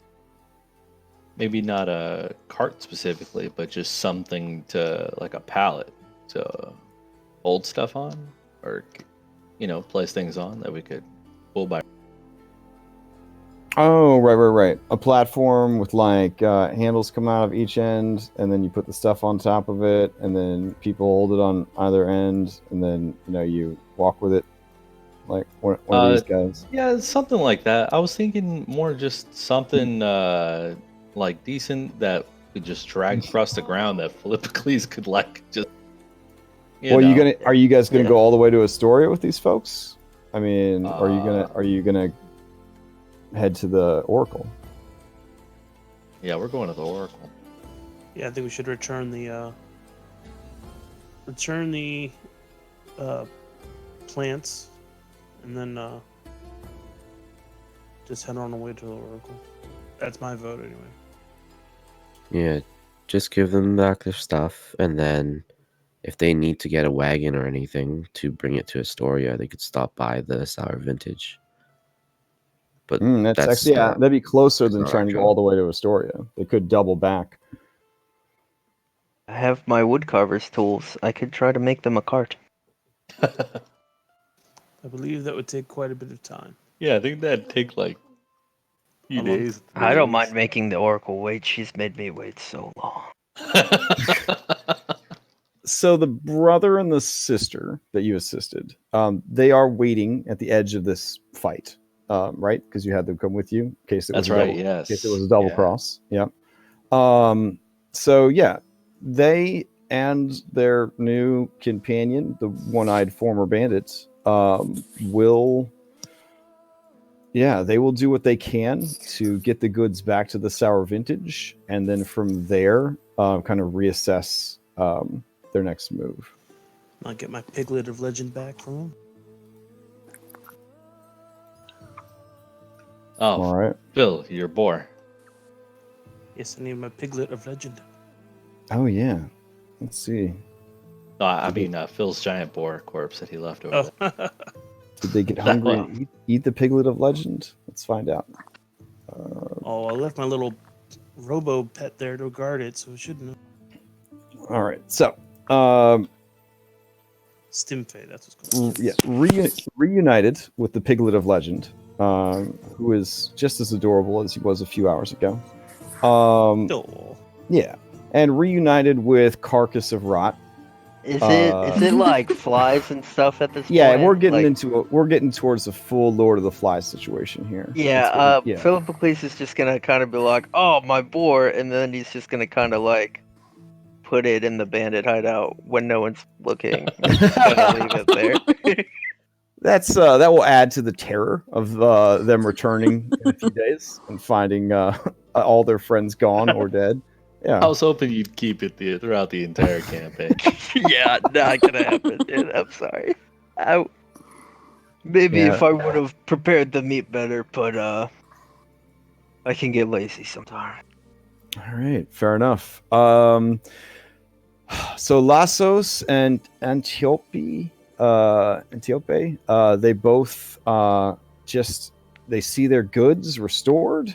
They see this bandit who's had a freaking eye gouged out and is kind of apologizing to them and offering her assistance to help them and to make amends for what has happened. And they're just kind of like shook. They can't believe that you guys stopped to help these two random strangers who are arguing on the road, that you would do this for them, that you would return such valuable goods to them.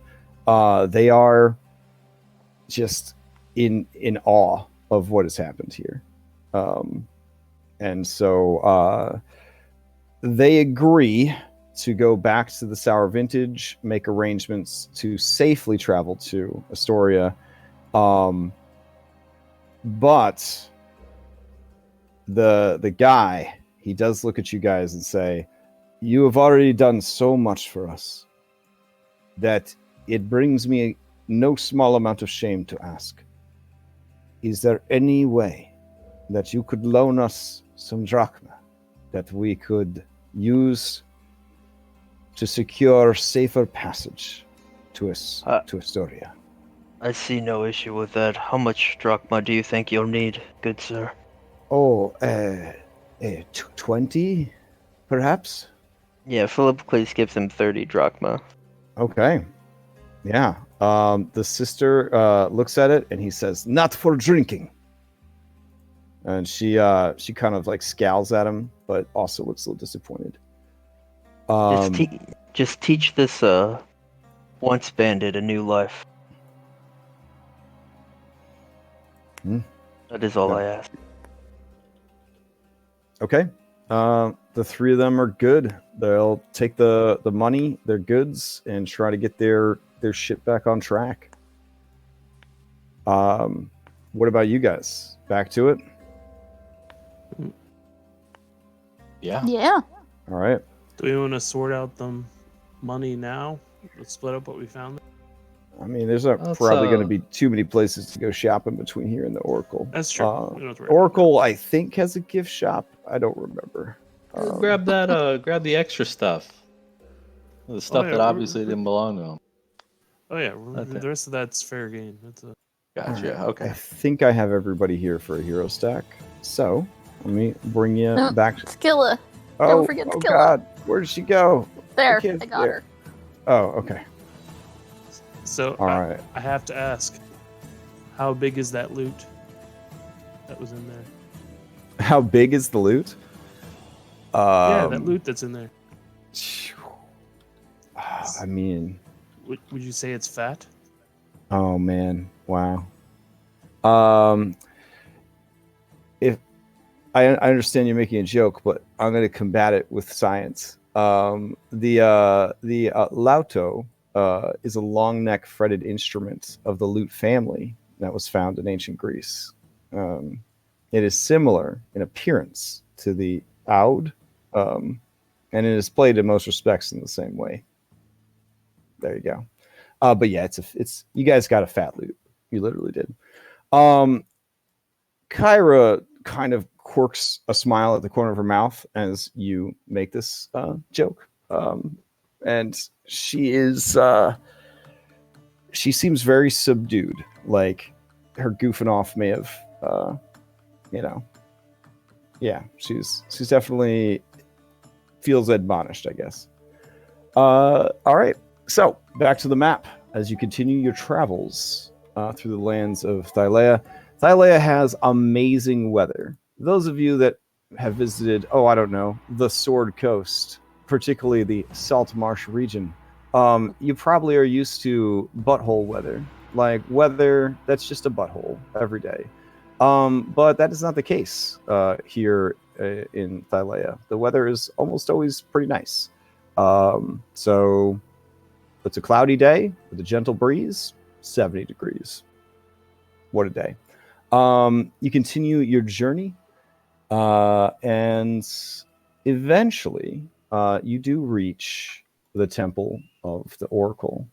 During this time, you would have gained the benefits of a short rest. So anybody that hasn't done the short rest stuff should probably do it. Get your hit points filled up and all that jazz.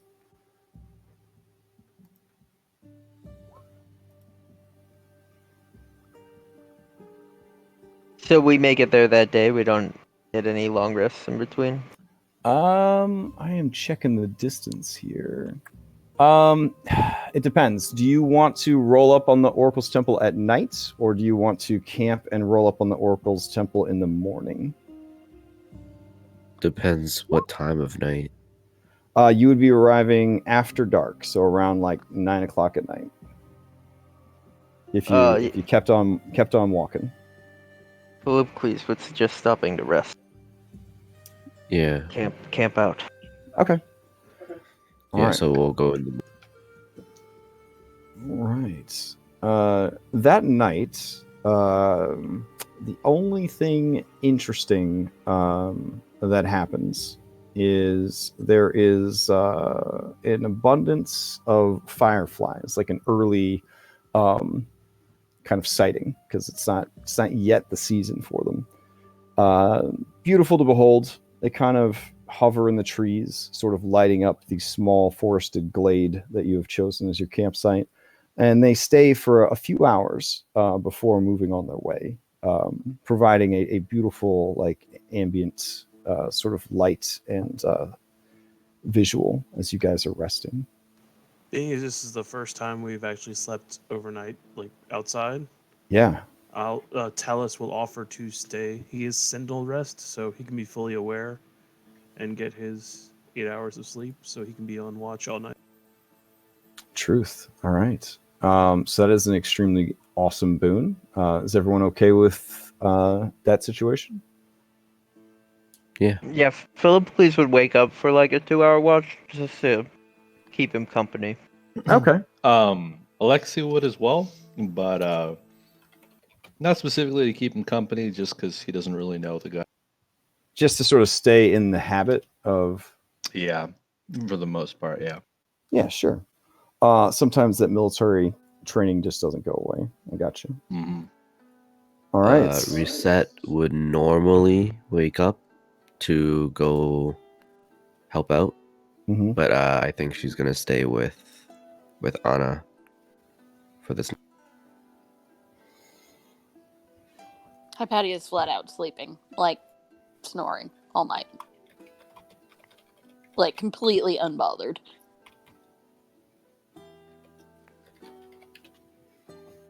All right.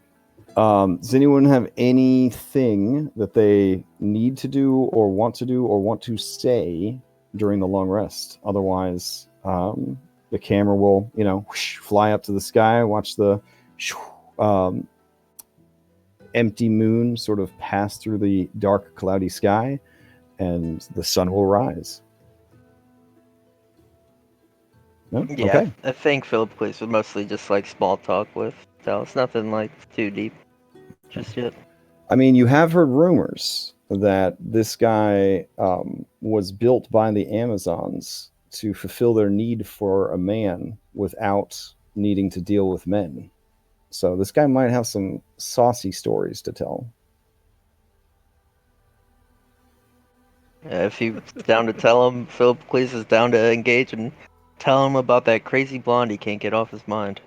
Okay, fair enough. Talus, is this anything that your character would engage in, or do you just sort of, kind of politely skirt the question, or how do you handle the? This is the second time this rumor has been brought up. It's rumor mostly. I'm gonna insight him. Amazons didn't make me. I'm gonna insight him. Okay.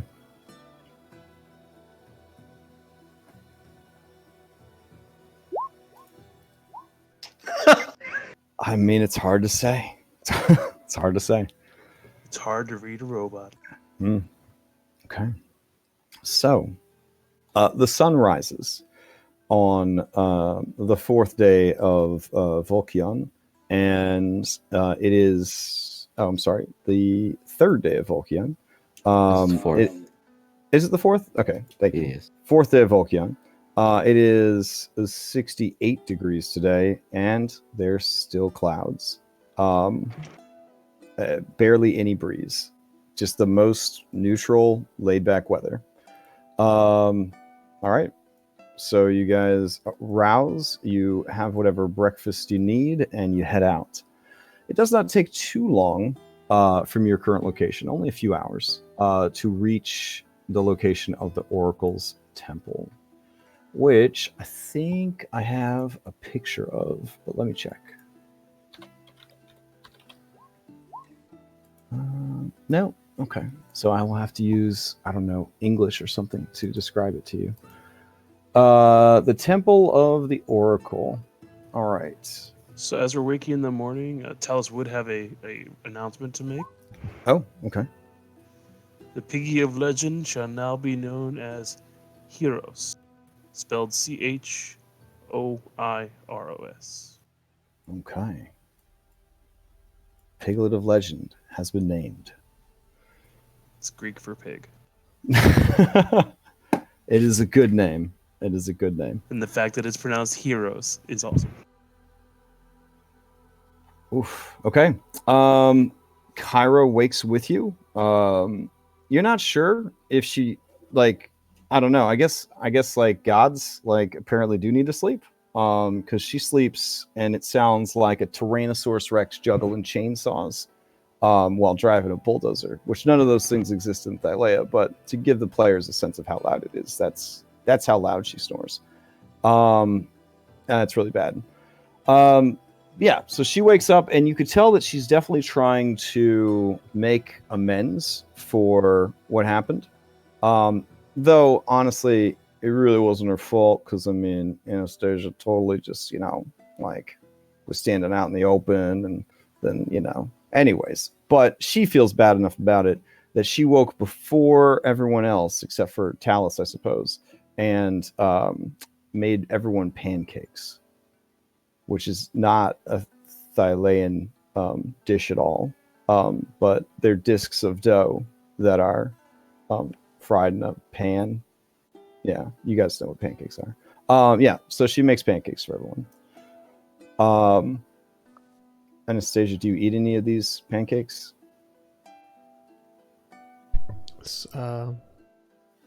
Yeah, just very quiet though. Slowly. Mm-hmm. Okay. Okay. Yeah, you see Kyra's definitely fussing a bit over Anastasia's diminished appetite.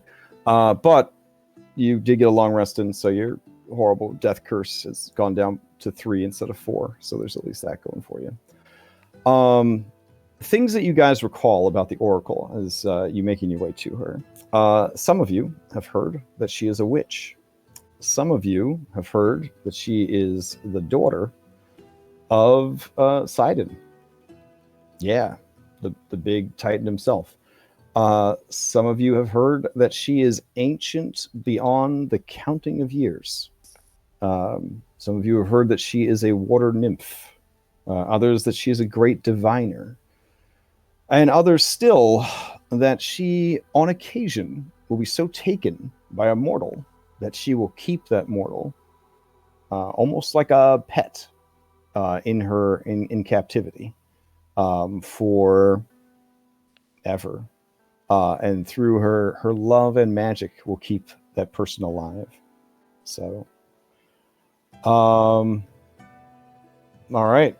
So that being said, yeah, recovering hit dice, you round up. Alexi's got the right of it. So, as you arrive, though others have failed, you slew the corrupted boar that plagued the lands west of Mitros.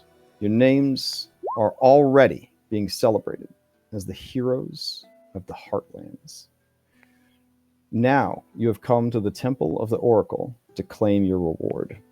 Kyra has promised that you will learn more of your destiny from the water nymph Versi, the legendary oracle who brokered the Oath of Peace. She is the daughter of Sidon, the Lord of Storms, but she has always been an ally to the mortals of Thylea. But Kyra has heard nothing from her in a while. And as you approach, you get a sense of impending fear kind of coming off of Kyra, where normally there is the boisterous confidence. She murmurs low, but clearly enough that you can all hear, I think something's wrong.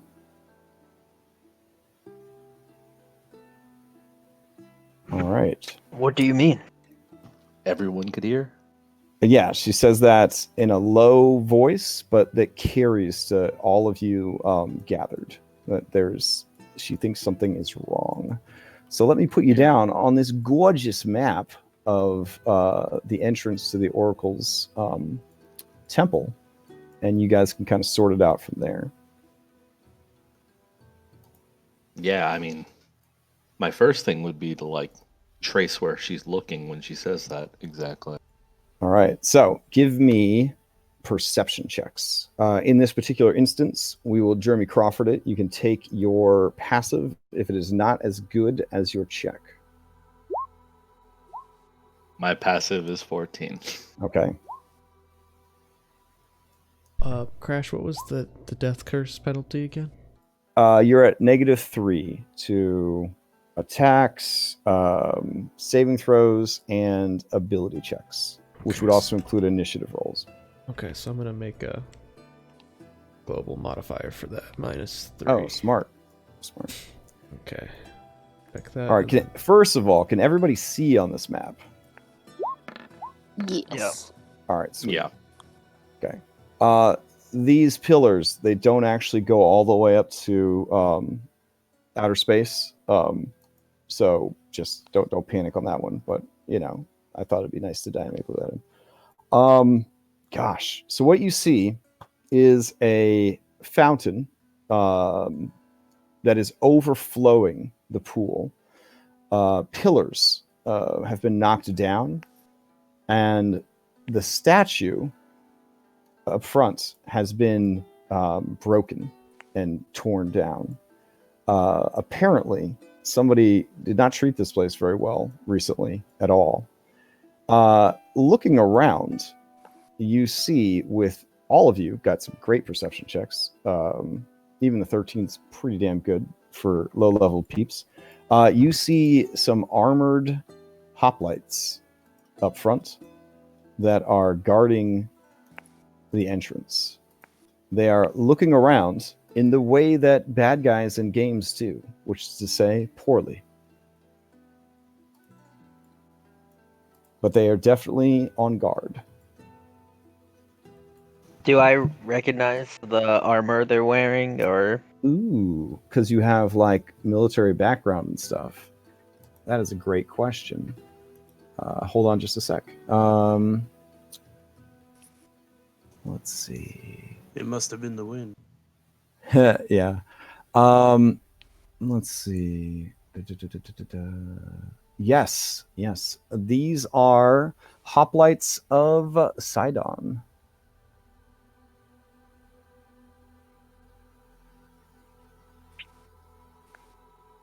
Yeah, so I assume you guys are kind of hiding behind this copse of trees down here, kind of scoping the scene.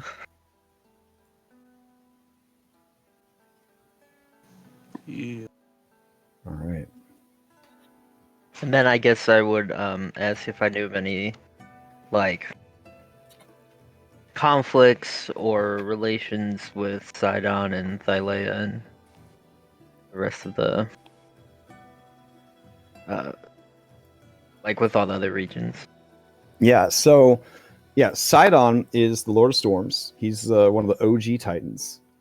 He hates the humans, the elves, the dwarves, the settlers that came to Thylea. He despises them. 500-ish years ago, he and his sister wife, they tried to wipe them all out. Yeah. But fortunately, there were these like Power Rangers called like the Dragonlords, and they fought them like to a standstill, and when everything was said and done, they brokered in an age of peace where it was essentially a ceasefire.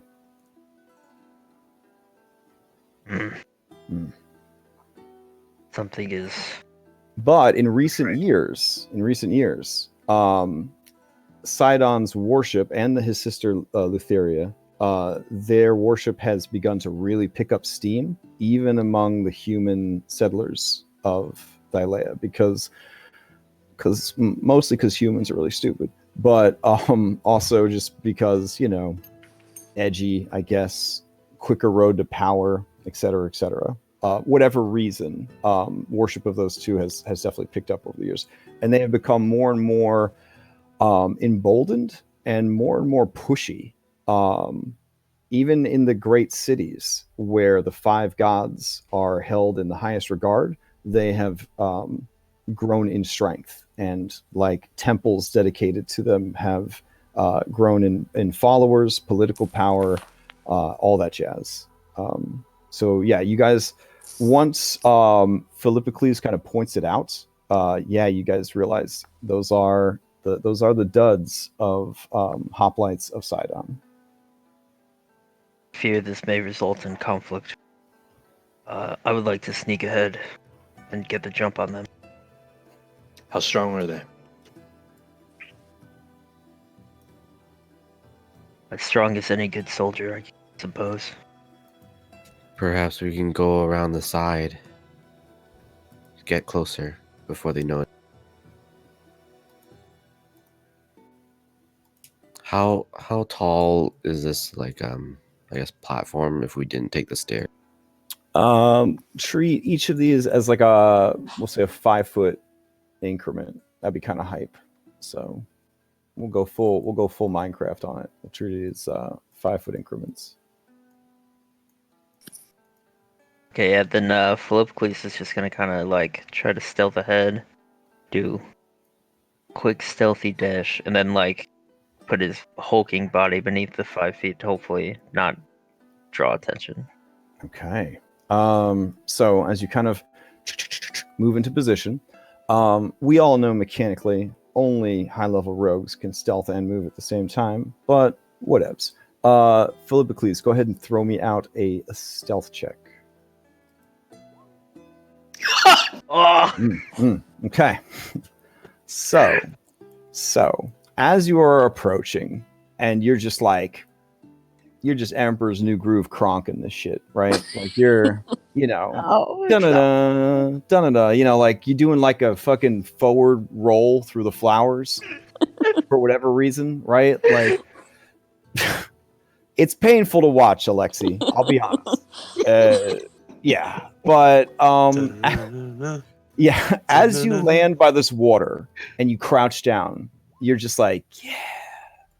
Your attention is drawn as the water starts to kind of bubble and heat up, and you're like, what is going on with that? And before you know it, a geyser erupts right where you're standing. Oh goodness. Yeah. So when that geyser blows, I believe, let me check here. Geyser, make a dexterity saving throw.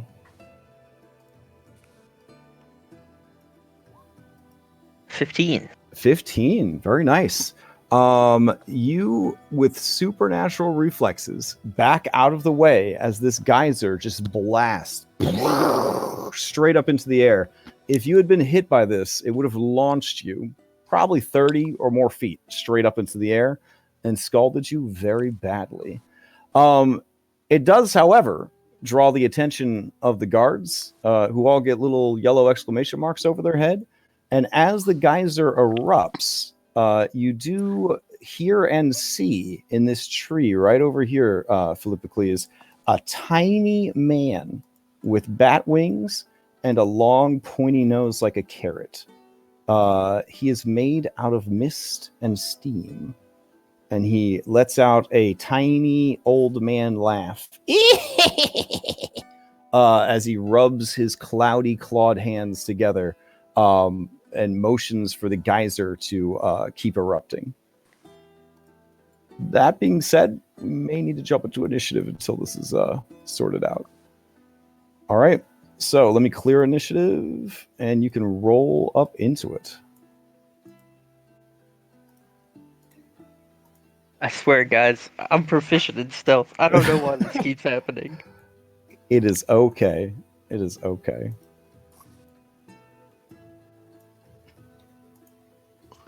This is pretty funny. I like that the barbarian's proficient in stealth. The rogue is. You're not? I'm not. That is kind of a nice change of pace, actually. All right. Let me know when everybody has rolled up into some initiative, and then we'll go ahead and get started with this thing. Let's see. Music is...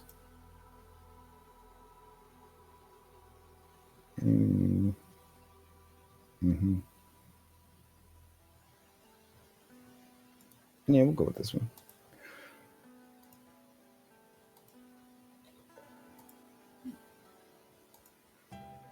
I actually think barbarians are good for stealth because, like, they don't wear heavy armor, you know. So, like, they're a great tank in like a stealth party. I feel with 5e, like anybody could just make an all stealth character party and still cover whatever classes they wanted to cover. That's what's really neat about the character building in 5th edition. All right, let's start this thing off. Skilla, killing that initiative. What are you gonna do? Hide behind mom. Okay, Definitely. fair enough. Yeah, you just go into that nest of snakes, basically disappear. Mm-hmm. All right, fair enough. Reset, you're up. Okay.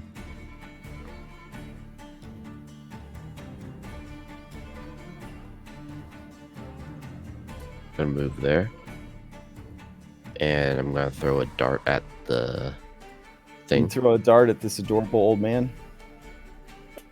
That's All right. laughing and conjuring up a geyser. Totally, yeah. All right, go for it. Oh, as you do, he just sort of turns into mist and then reforms and just. Do I get to throw another one as a bonus action? I think, right? Yeah. Throw 'Cause weapon. it's a Yeah, light you'll weapon, be able I to. guess. Yeah. Yeah, if they're light weapons, yeah. Yeah, if they're light. I just don't think you'd add your dex to it, right? If you. Yeah, you don't add any. Unless you have the dual wielding and all that jazz. So you throw a second one, and he once again into mist and then reforms.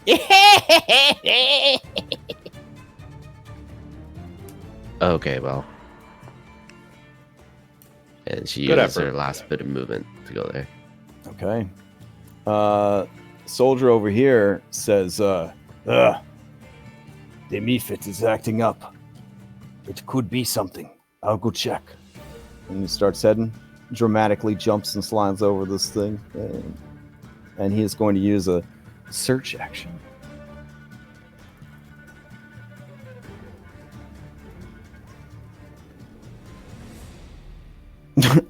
Well, Yeah. he shouts back, "They're here! They're here!" And they all get ready. But that was his action to do a search action. Soul, you're up. I'm just gonna have her fly up and also take a search action. See if there's any more of these little guys hiding around. Okay, fair enough. It's 30.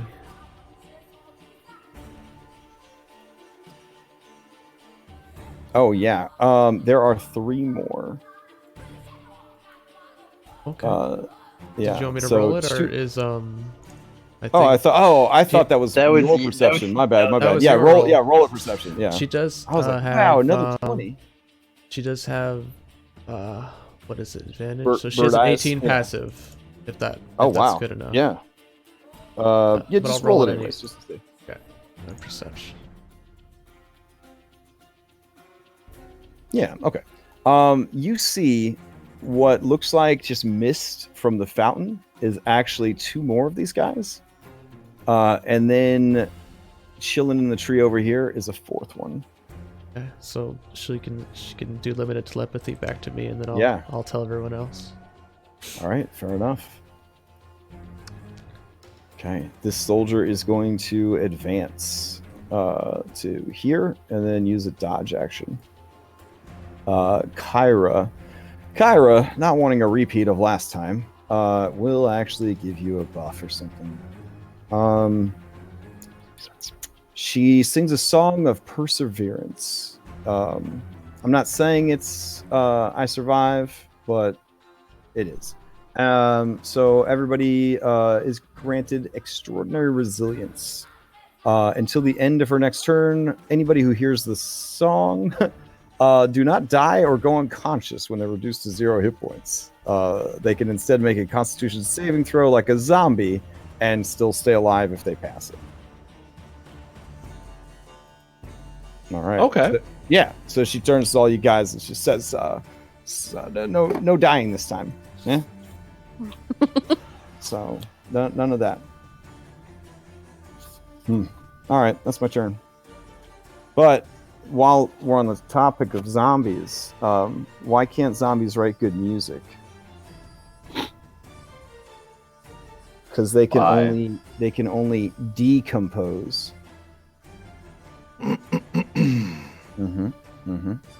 So the soldier's gonna go on a 16.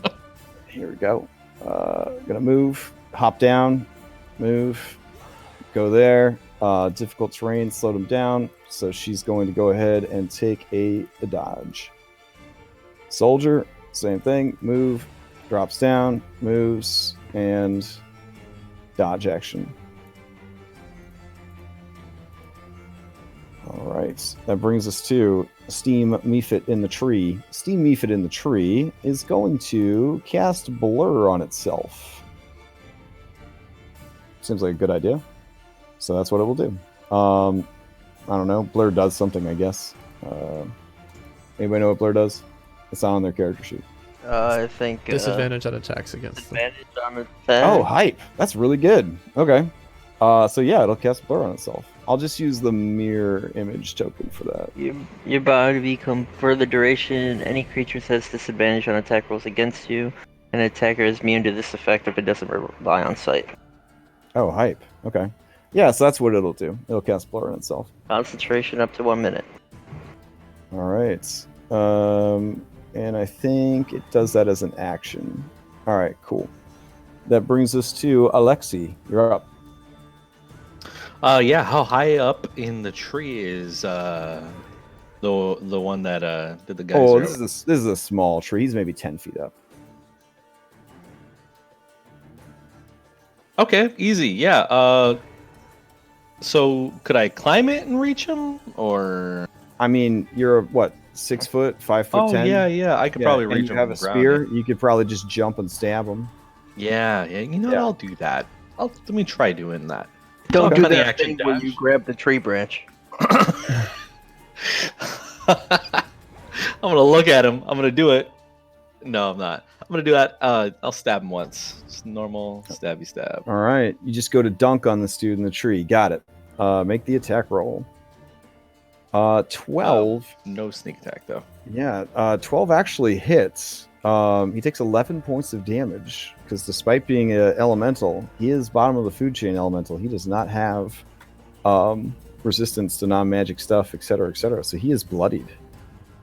He does not laugh like an Nice. old man. He lets out a wheeze as you kind of stab into him, tear clouds free. Nice. All right, Yeah, that's the end of my turn. fair enough. That brings us to Talus. So, quick question. Stimfey do not have the classification that says you forfeit an action to make them do their stuff? Do we just go in Okay. with that, like the basic ranger thing? Or I was under the impression they operated more like a familiar. Is that not the case? My well, understanding was that they can, but like they can also have an attack. yeah, Right, I have yeah. 3 different types of attacks and stuff. So if you use your action to make them do their attack. Oh, is that what it similar to says? an animal companion. Well, it doesn't say that. Like before, the animal companions have said that. This doesn't, so. Stimfey obeys your commands if you see areas. It just says that it acts on my same initiative. Yeah, I think it acts like a warlock of the chain familiar. So like it can attack. It can actually do all the things that like a advanced familiar would do. Okay. Yeah. All right. So what are you gonna do? Talos himself is going to try to stealthily move up. So move an active stealth check. And not do very well.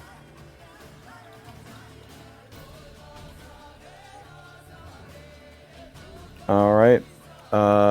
Yeah. So you start moving up. Everybody can see you. That's everybody's passive is that high. Yep. All right. Anything else? In the meantime, my sim fail go up to near the Mephit. Mm-hmm.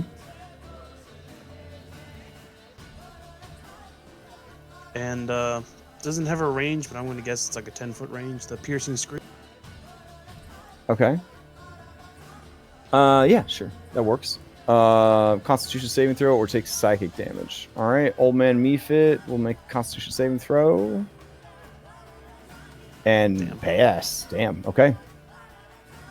Oh well. And it'll All continue right. to fly away. All right. Go ahead and put a little flight dude on there. Oh, we know your familiars are always flying. That's fine. All right, Anastasia, you're up.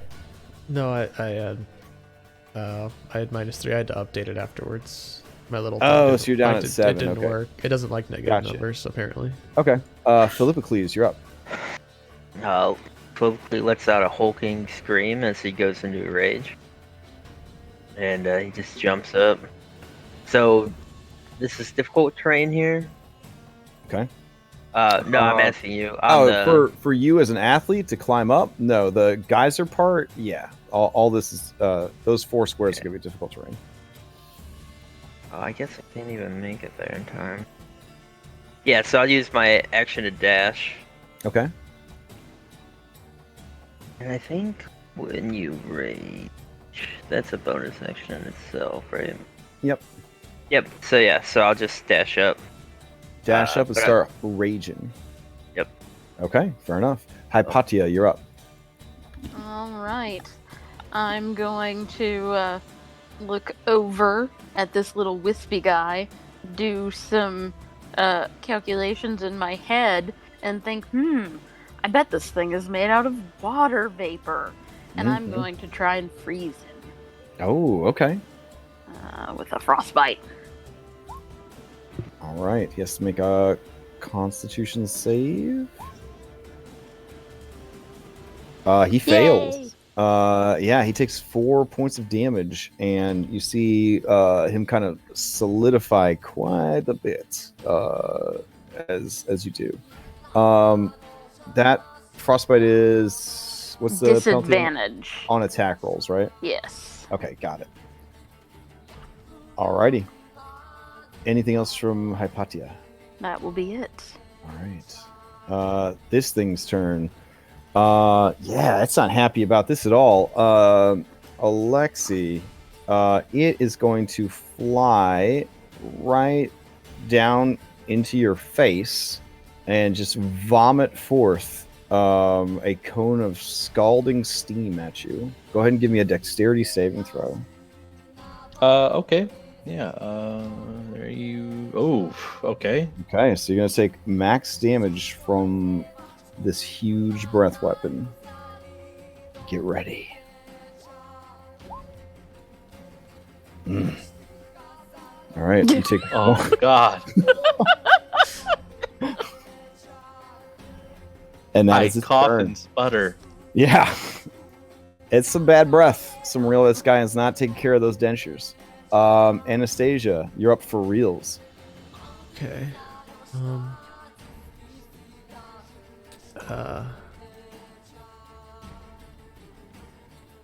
God. Let's see.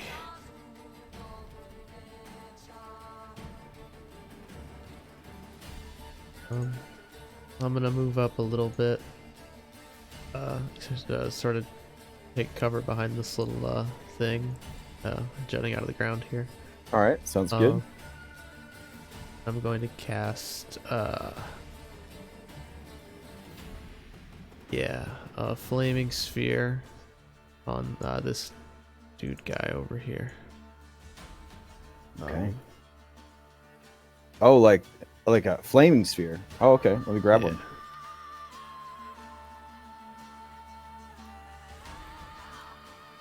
All right.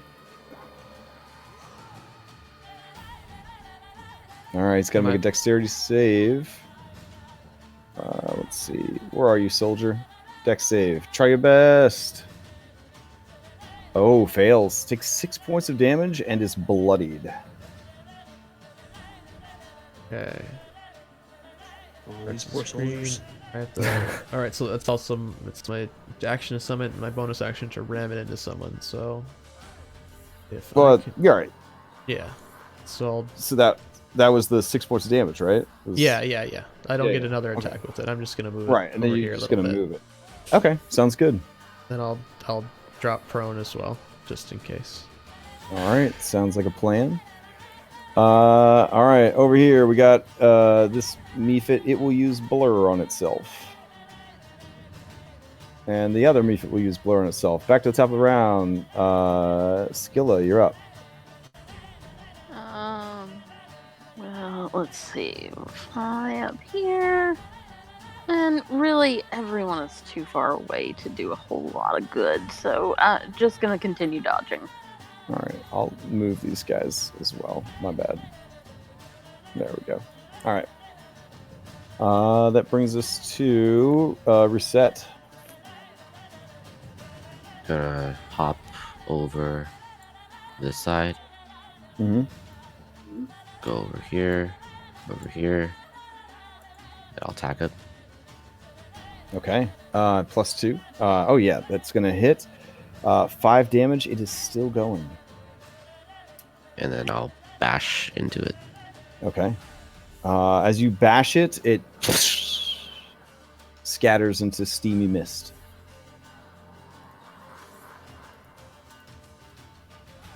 Okay, and then I believe I still have... Oh, I still have 5.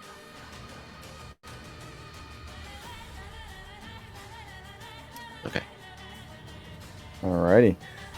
Soldier does not want to start his turn in fire. That's a terrible idea.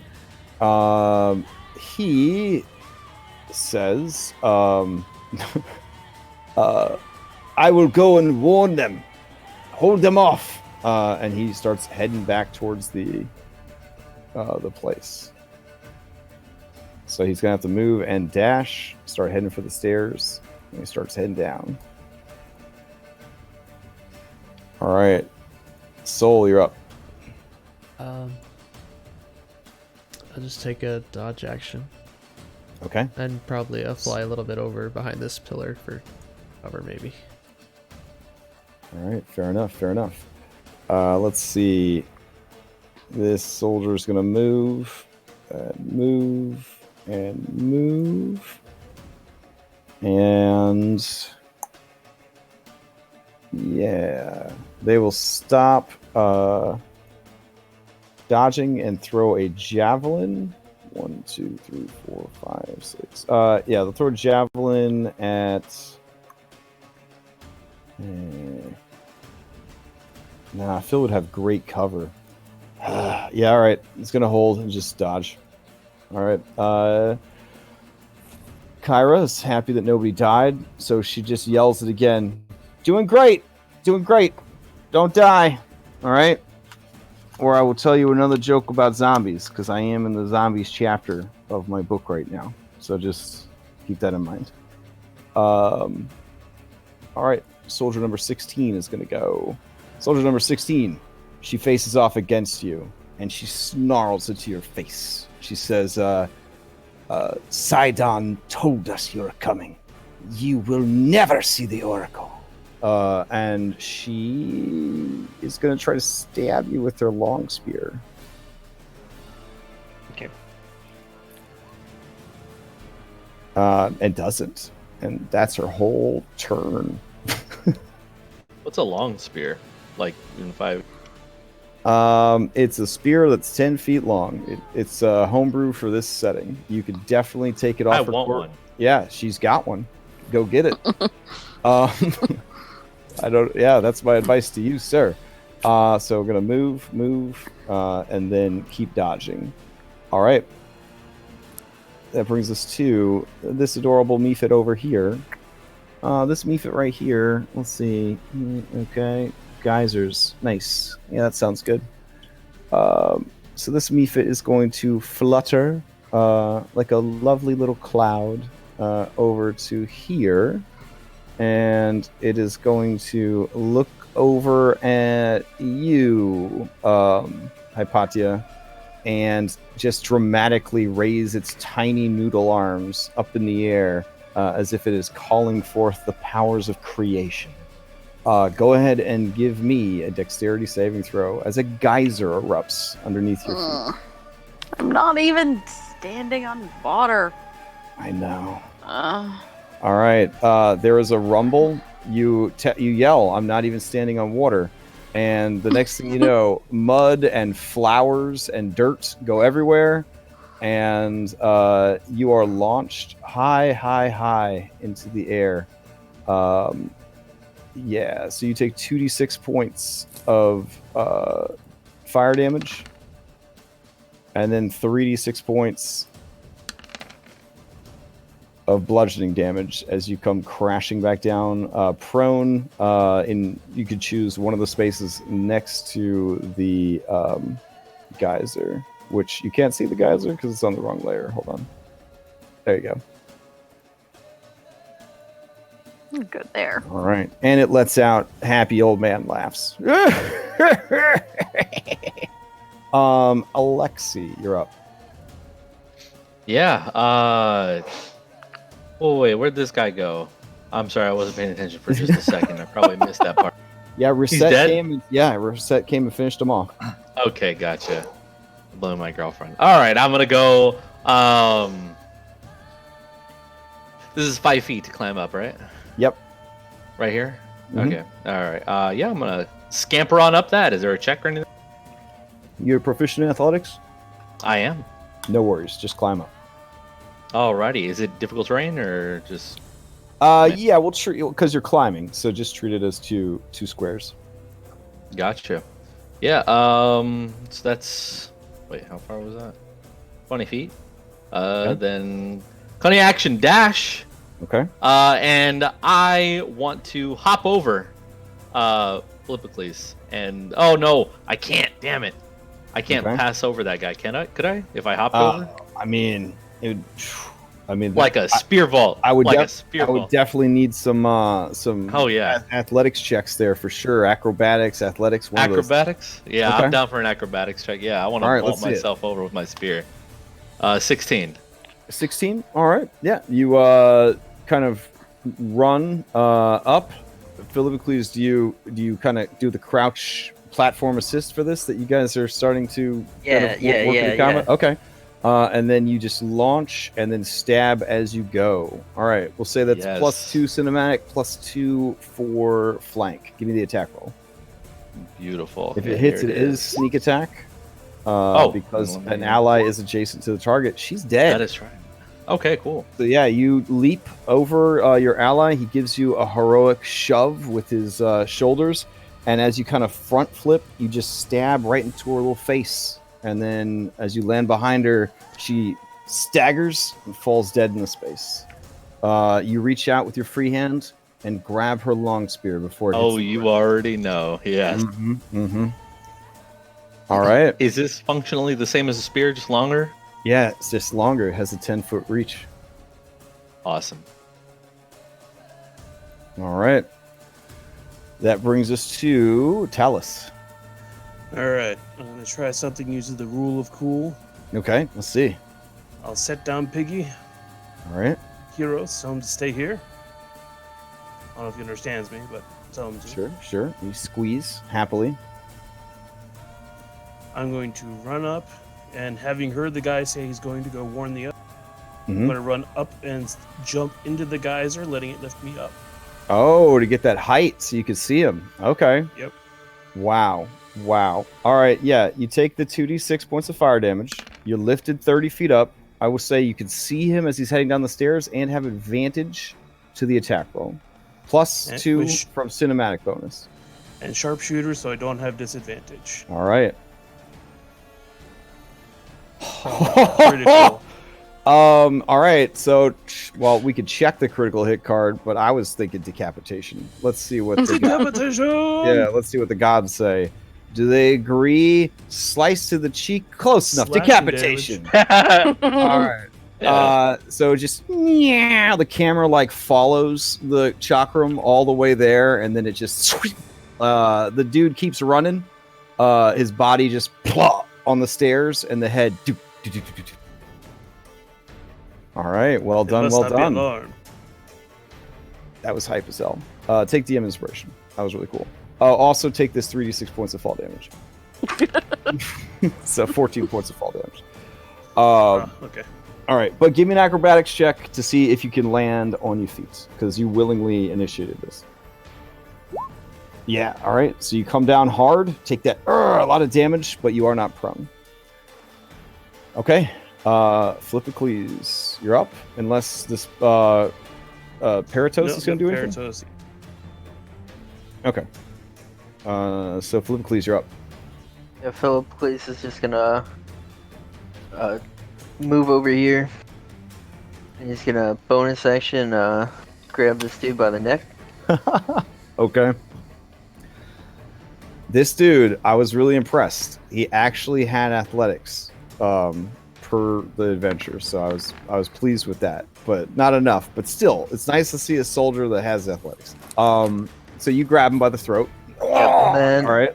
Lift him off the ground a bit. Yep. And then I 180 with him, and I put him into the flaming sphere. Oh no. Okay. And then I hit him with my maul baseball Okay. bat. Only the first one.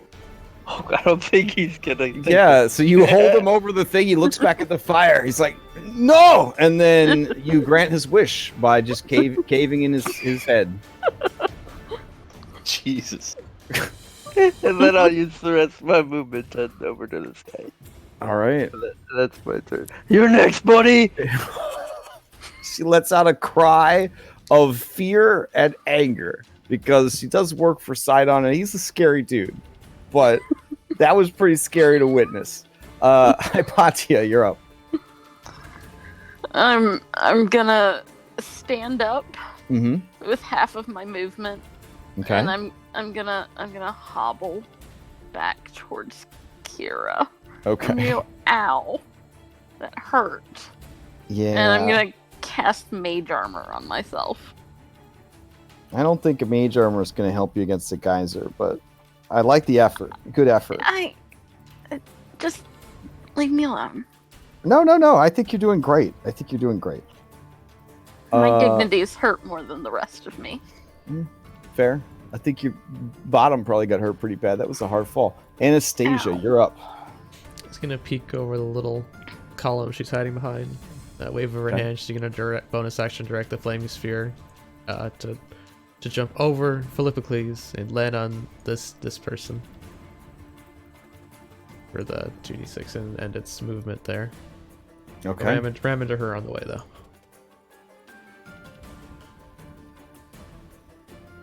All right, she's gonna make that save. Let's see. Oh, she does not. So 6 points of damage. She is bloodied.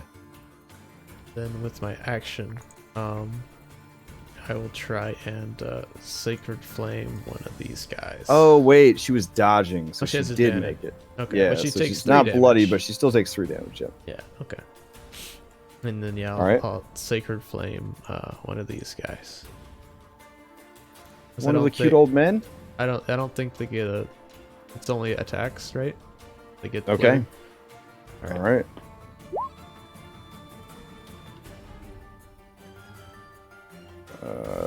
Let's see. So they got to make a dex save. Little Steam Mephit, you could do this.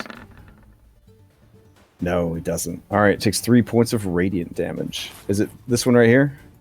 No, I was doing this one closest to me. Closer one? Yeah. Okay. All right. And then seeing all this geyser nonsense, I'm gonna go 30 feet this way. Okay. All right. This Steam Mephit that is in the fire. It doesn't like being in the fire. So it is going to fly up. Yeah, it'll fly up and over here.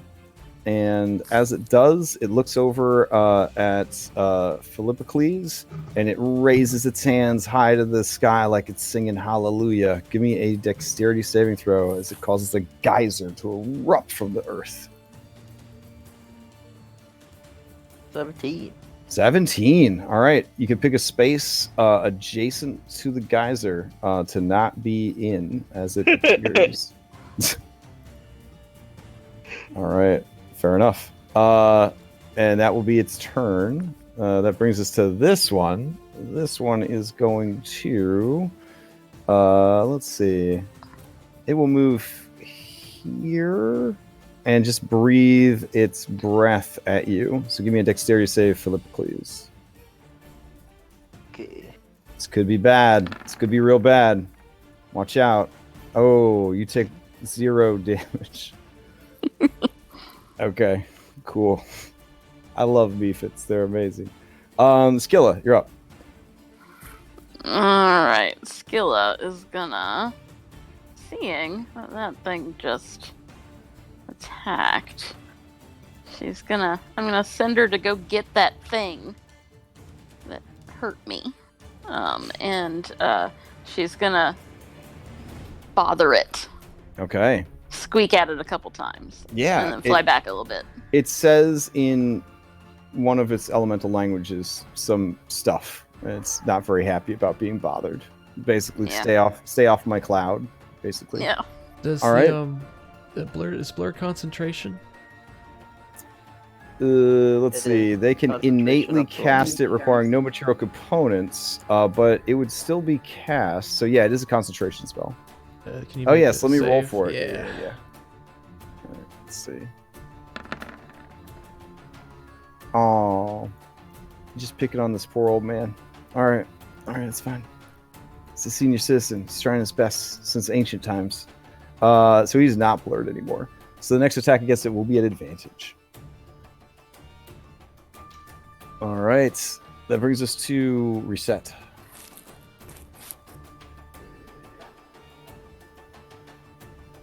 That's definitely going to hit. 8 damage. It is bloodied. That is fumbles. Let's see what happens. Let's see. Oh, that's not good. All right. As you attack with your shield, the Mephit just sort of... Gosh, how do I even justify this? I don't think I can. You hit the Mephit so hard with your shield that there is sort of a cracking sound, and you realize that you just broke your shield against the creature. I am going to say that it'll take the damage, though, because I don't know how else, other than using its own body, it would have been able to break your shield. But your shield did just break. Maybe I swung it so hard I hit it against this pillar. You hit it against the pillar. Fair enough. All right. The creature mocks you with its old man laugh. It thought that was pretty good. You got anything else for it? Well, I already used the bonus action, so I wouldn't be able to just pop key now, right? I thought key was in wouldn't. Yeah, I guess key creates bonus opportunities, which if you've already used it, yeah, that's fair. Okay. All right. Let's see. This soldier is decapitated. Soul, you're up. Okay. I'm gonna come flying around this thing, go up to this guy, and she's gonna try and burn him. Okay. That hits, and even though these guys deal fire damage, because these guys deal fire damage, they are immune to fire. Okay. So as you try to burn it, it is not burned, and it just yeah. I had a feeling. I just wanted to double. Yeah. Oh no, it's yeah. All right. Anything else from Soul? Yeah, I don't have flyby, so no. Okay. So Kyra walks up. She puts an arm on your shoulder, Hypatia, and she says, so I get it, right? That these are like geysers, right? But what do we call a female one? A girlser? All right. So I'm going to take psychic damage. All right. Yeah, so I feel like this NPC is just an excuse for you to get out all your dad jokes. This is per the award-winning writers who came up with some of the greatest games and stories of our modern-day culture have told me that this is what this character is supposed to do, and god damn it, I'm going to try my best. Okay? It hurts me sometimes too, okay? All right, so she is a blind zealot, so she can't run away. She was told by a living god to come here and stop you, and even though she can't, she's gonna try to do it. So here we go. She is going to move out of the fire next to the thing. She's going to try to stab you with her short sword. Yeah. Okay, you take some damage, and she could die in peace, knowing that she did her best. This one is going to float on over here. And Reset, go ahead and give me a saving throw, dexterity. because you're about to get blasted by the most ferocious breath weapon in Dungeons and Dragons. Alexi yells, "Watch out!" Oh, dang! You take 4 points of fire damage as this thing breathes hot, stinky breath on you. I understand if you want to give up your quest and no longer be a hero of the Oracle. It's fine. Alexi, you're up. I'm gonna go ahead and climb up here and move right up here. How far is this? Cunning action dash. Okay. Actually, cunning action dash, and I'll attack this soldier here as I'm running by. Oh, hype. All right. In like a I'm gonna go ahead and swing her. Let's see here. Oh. Okay. Well, yeah, that she has quite a bit of armor. That does not get through. Okay. Well, she can take an opportunity attack on me if she wants. Oh, she does. Yeah. Here's a short sword for you. And it misses. Okay. Okay. Yeah. All right. So up in the sky above you, you see this little guy floating around on his little cloud, like the dude from Mario that like throws turtle shells or spiky shells. He's like up in his little cloud car. Yeah. All right, Talus, you're up. All right. First things first, we're gonna have Karatos make his talent attack. Okay.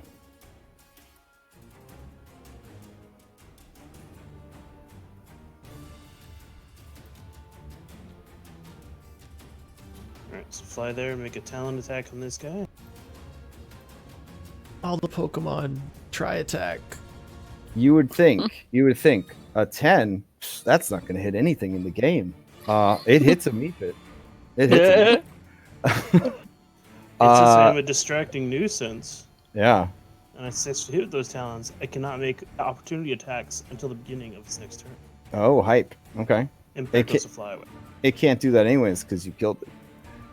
Oh. Yeah, 3 damage. All right. Every little bit helps. Maybe not at the later levels, but now it does. All right. Anything else from Talus? And Talus will move up here and chuck his chakra mat. The other method here. All right. Actually, no, we're going to skip. Oh, okay. We're going to skip the method and go straight for the person back there. All right. Sharpshooter, no problem. Just throw it right through Philippocles' body. You do. All right. She takes 8 points of damage. She only had 8 hit points left. She did.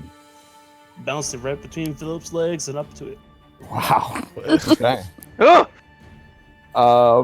Anything else from Talus? Nope, that's the job well done. All right. Philippocles, there is a Mephit about 20 feet in the air right here, and there's a Mephit over here. They are both still under the effects of Blur. They are both still full of hit points, Vim, and Vigor. I had a one-liner for this, but okay. Just like run 10 feet and jump up in the air, and bring my maul down on the Mephit. All right, gonna dunk this one right here. Do it. Yep. 22. 22. Oh yeah, it's you break the hammer, carries it all the way down to the stones, and it turns to steam. Dead. Oh. There any more? There's this one more over by Alexi. Alexi's got it. All right. Yeah, I guess that's my turn. Okay. Hypatia, you're up. Alright, I'm gonna. Because you see, Hypatia, because geyser, right? Because guy, so girls are, because female, right? Girl, sir. Do you see what I was doing with that? Geysers are natural phenomena where water heats up in the Earth's crust, and so they don't have a gender. We'll talk. We're not done talking about this as you kind of wander off to actually participate in the fight and be helpful. Gotcha. All right. We're gonna try to freeze a little bit of steam method again. All right. With a frostbite, we're gonna turn him into a frost method. Let's see. He's got to make Constitution. Ooh, he does. Oop. All right. That's all I got. Okay. That brings us to Anastasia.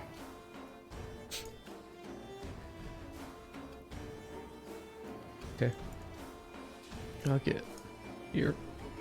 All right. As you move up, begin concentrating on a spell while still concentrating on your flaming orb. Kyra yells out to you, "You get it though, right? Because guys are boys, so a female would be a girlser, right?" I don't think she's in the mood for that. She gonna sacred flame this one? Okay. Let's see. It hurts. For 1 point of damage. All right. It takes 1 point of radiant damage. It has to make a Constitution save to see if it can maintain its spell. and it can't because mephits are hot garbage. Okay. And I'll let go of concentration on the spear. All right. Fair enough. Anything else from Anastasia? Bonus action. I'll throw some healing towards Talus. Do 2d6. I'm done after that. All right, Alexi, give me a dexterity saving throw because this mephit raising the roof. 13. 13 is not enough. You are launched 30 feet into the air. You take that much fire damage and that much bludgeoning damage as you come back down. And Old Man lets out happy wheezing laugh as that happens. He even, as you fly past him, offers to give you a high five as you go past him. Yeah, I get to pick any spot? Yeah. Any spot? Oh, Do you want to come down on top of him? Yeah, right on top. All right, fine. All right, use your reaction. Do you want to try to grapple him? Do you want to try to stab him? Stab. Okay, give me an attack roll. That's fine. He had it coming. 21 for 10. All right. He is bloodied.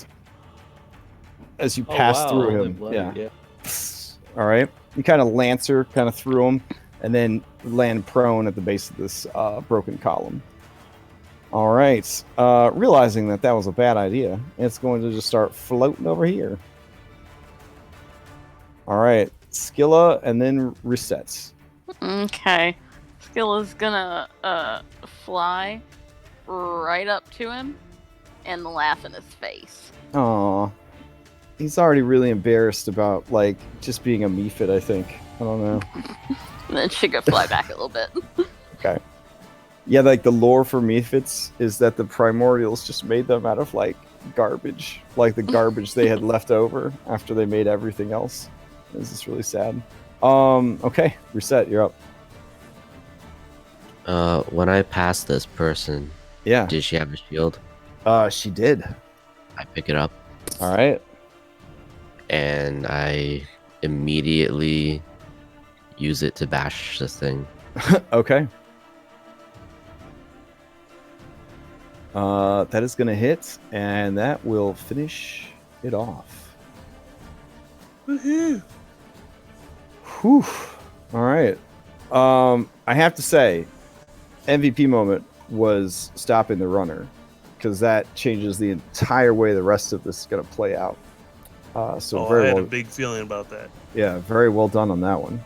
All right, so just get a general catch your breath. We are at midnight and about to transition to something else, but Kyra, as the combat music dies down, does look to all of you and say, yep, definitely have a bad feeling about this. You know, You should have gone with Galzer. Galzer? Okay. Oh, Galzer! And Yeah. she lets out pearls of laughter. Peals of laughter? Peals of laughter. As she hears your much better pun. And immediately crosses out Girlser and put Galzer in her joke book.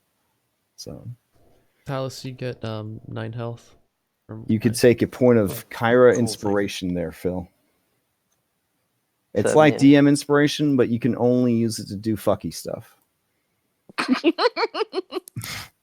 I'm gonna put that in my special resources page. Okay. On my character sheet. Under treasure. Under treasure. Aw. All right. Sweet. So, what do soldiers have? These soldiers are loaded. They each have a dagger, a long spear, a short sword, a shield, 3 javelins, a breastplate, and a military stipend, which is to say 10 drachmae. Nice. Each of them has breastplates. Wow. Yeah. Okay. Yeah, these dudes were rocking a 17 armor class, and if they had actually fought together, like they're basically reskinned hobgoblins, but it's still cool. If you're gonna reskin anything to be a Greek soldier, I feel like hobgoblin is not a bad place to go. All right. So you arrived at the Oracle. You discovered that the Oracle might not be in a good situation. It could be a reason that she hasn't been talking to anybody for a while. There's also hoplites of Sidon here. There's innuation that there's more down below inside the temple. It's an underground hot springs situation. And they've kind of wrecked the area up top, so they're not happy with her. Plus, they have elementals working for them, which honestly, he's the god of storms, so that's not too hard to believe. Yeah. So I don't know. Where's that kind of put you guys in your headspace? Like, you gonna kick down the front door and like mass murder your way through? You gonna try to stealth this thing? You gonna try to bullshit your way through? These are the kind of decisions you're gonna have to figure out before we play next time. So, all right. Well, Reset, thank you for playing through the flu. This would be the second person that's played through the flu to play this game. God, so I hope appreciate I'm not that. next. You're you're eliminating all of our sick days. Like, I'm gonna feel mad. I'm gonna feel bad now. Yeah, like it's impressive. It's impressive. And we technically had our first death, which is just how like that was scary.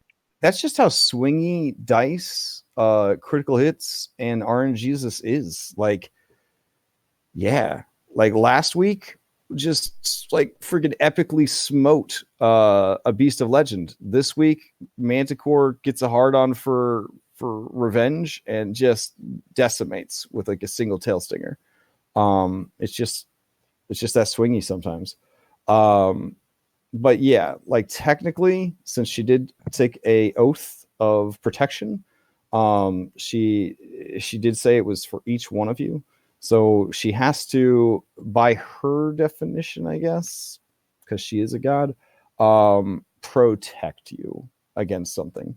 So until she feels like she has protected each of you from something terrible, like maybe a terrible death, then she's still obligated to follow you guys around and keep an eye on you, like the Yeti and the pirate in that one story, just like that. So, all right. Good night. All right, cool. Good night. Bye. Bye. Anybody have any other questions before we adjourn? Otherwise, I hope you have a good week, and I will see you next Monday or whenever we all hang out again. So, Nice. Alrighty. All right. Sounds Lots good. of fun, guys. Yeah. All right. Night, everybody. Night. Yeah, you guys Night, have y'all. a good night and good rest of your week. See ya.